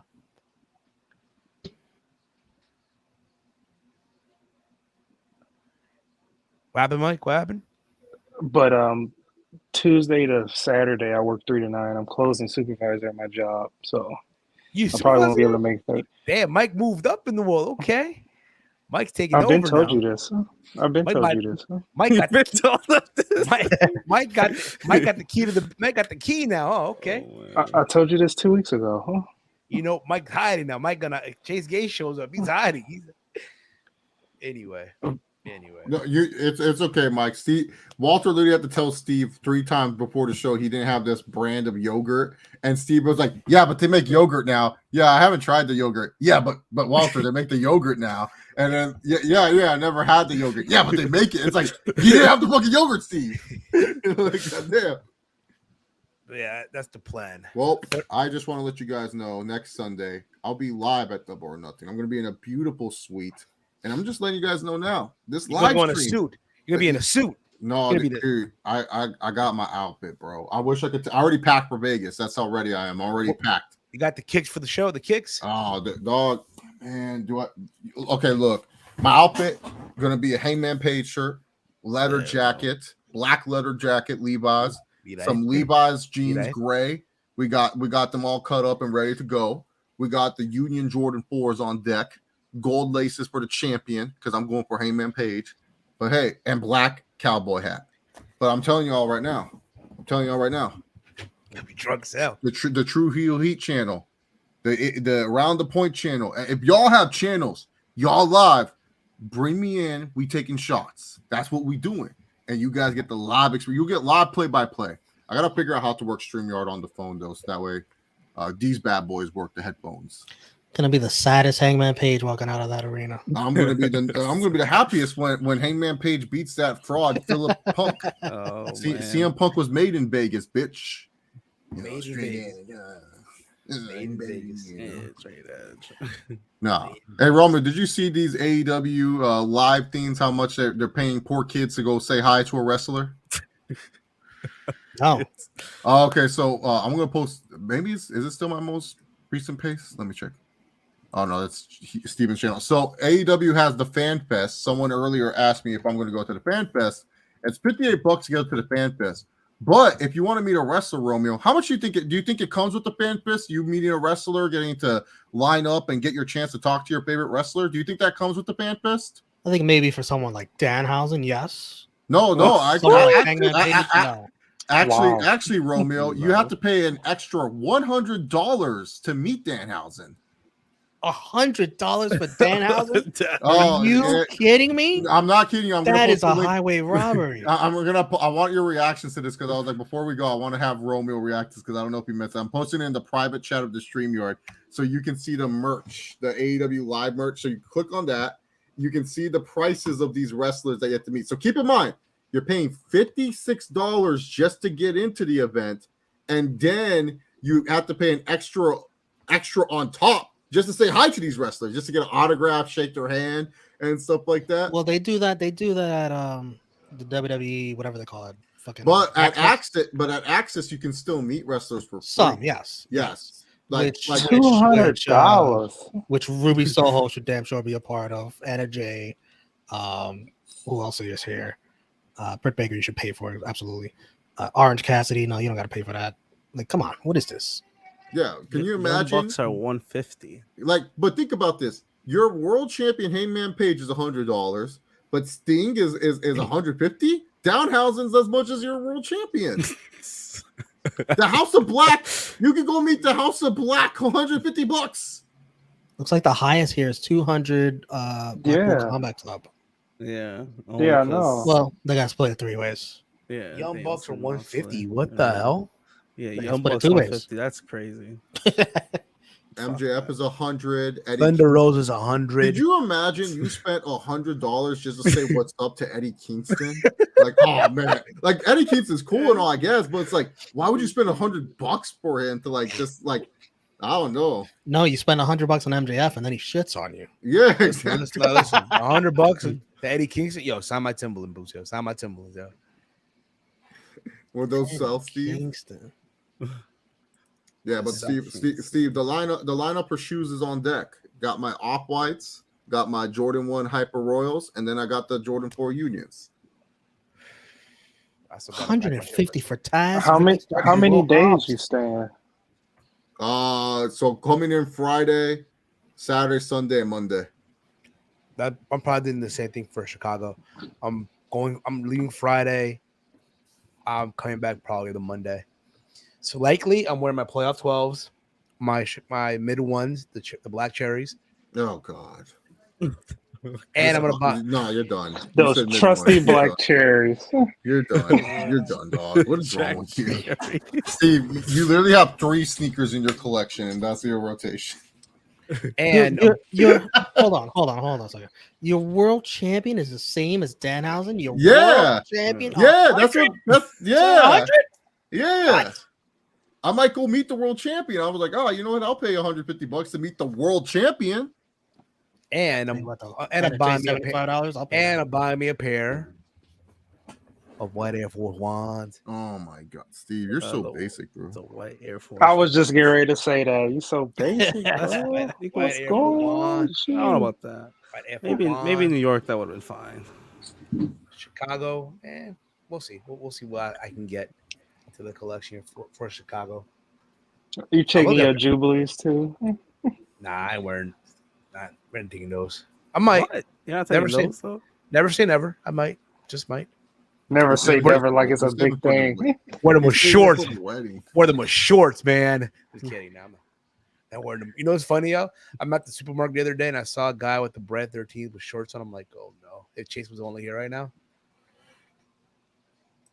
If Chase was only shorts. Here. You wore Jubilees with shorts. So a guy wore like the 11, right? The Breads. Yeah. And he wore with basketball shorts. I'm like, oh, Chase was only here right now. Was he playing in them? No, he was like at the supermarket, like shopping, whatever the fuck it was.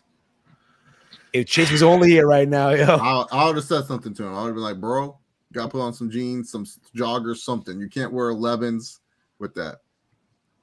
25.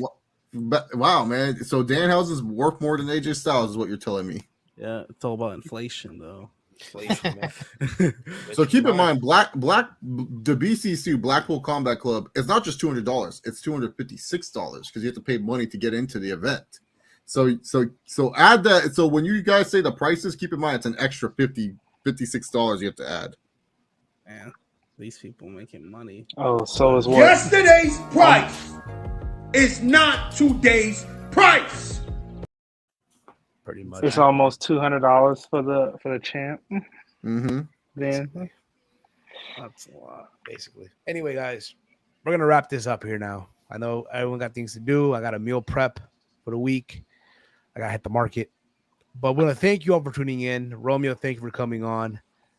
Let them know, Romeo, where can they check you out, bro? What you got going on this week? Thank you for having me as always. You can follow me, True Heel Romeo, on Twitter and Instagram. Over on the True Heel Heat YouTube channel. Tomorrow night, for instance, we do Raw watch-alongs, Rated Raw Superstars, 8 o'clock. Subscribe to the channel. Hit the bell for notifications. We go live a lot during the week. We're going to have some previews for Double or Nothing. We're going to have a Double or Nothing watch-along. And, yeah, check me out over there. True Heel Heat Wrestling. There you go. Big Mike, let them know where can they check you on Twitter, man. yeah, you can follow me on Twitter at DetroitGamer313, and I promise I'm not this dull. I'm very, very sad. I hear you, bro. Listen, man. Who ruined your parlay, Mike? I don't bet anymore. Now you've made me sad even more. Oh no. You're opening up wounds, Romeo. Thank you. I appreciate it. You guys have a great week. Enjoy 3-day weekend next weekend. No problem. Chase, let them know, man. Where can they check you out this weekend and all that stuff? I know you got follow me on Twitter, ChaseOliver68, YouTube.com/ChaseOliver68. Hey, look, guys, I might stream myself playing some slot machines. You guys might learn what it's like to win for once. So come with me, win with Chase. The spirit of Chase Covington. Hey. If there's parlays for the AEW, I may need those inside sources to tell me who's going to win, because I'm going to parlay some AEW in my gambling. There you go. But yeah, I'll be showing you guys the suite and everything, so y'all have a good time and stuff like that. So, and of course, Walter. Maybe Tony Khan's in your suite. Oh, dude, that'd be great. Tony Khan, huh? In your suite, huh? That Tony Khan. I think Tony Khan. Yeah, lucky. There he is. That's Tony Khan. Hey, Chase. How are you, Chase? Thank you for coming, Chase. You're Oh, awesome. yeah, thanks. Nice to meet you, man. I would do a shot with you, but I'm doing something a little bit heavier tonight. There's a lot going on, and I hope you really enjoyed the show. I mean, I really think it's a great card. We got Anna Jay versus Jay Cargill, TBS Championship. Got the 3 tag team titles. This is gonna be awesome, man. It's gonna be awesome, man. Let's do a shot. Rum and Coke. Rum and Coke. You like rum? I like rum. You know what I'm saying? That whole week. I'll be like, what the fuck is going on? Rum Yeah, and for sure. That's all I've been drinking the And whole of week. course, Walter tanned up from Dominican Republic. His volume on his hair, he got more. His hair got more thicker. It did. Yep. You can follow me on Twitter at @HamWalter. And of course, guys, you guys can check me out on all social media platforms. Of course, at Heel Steven, Twitter, Instagram, YouTube, all at Heel Steven. All right. We're also available on Apple Podcasts and Spotify. Thank you all for tuning in tonight. For Romeo, Chase, Walter, Big Mike, this has been, guys, once again, you guys already know the vibe already. Another installment of Around the Point. We'll see you guys down the road. Ladies and gentlemen, we are live.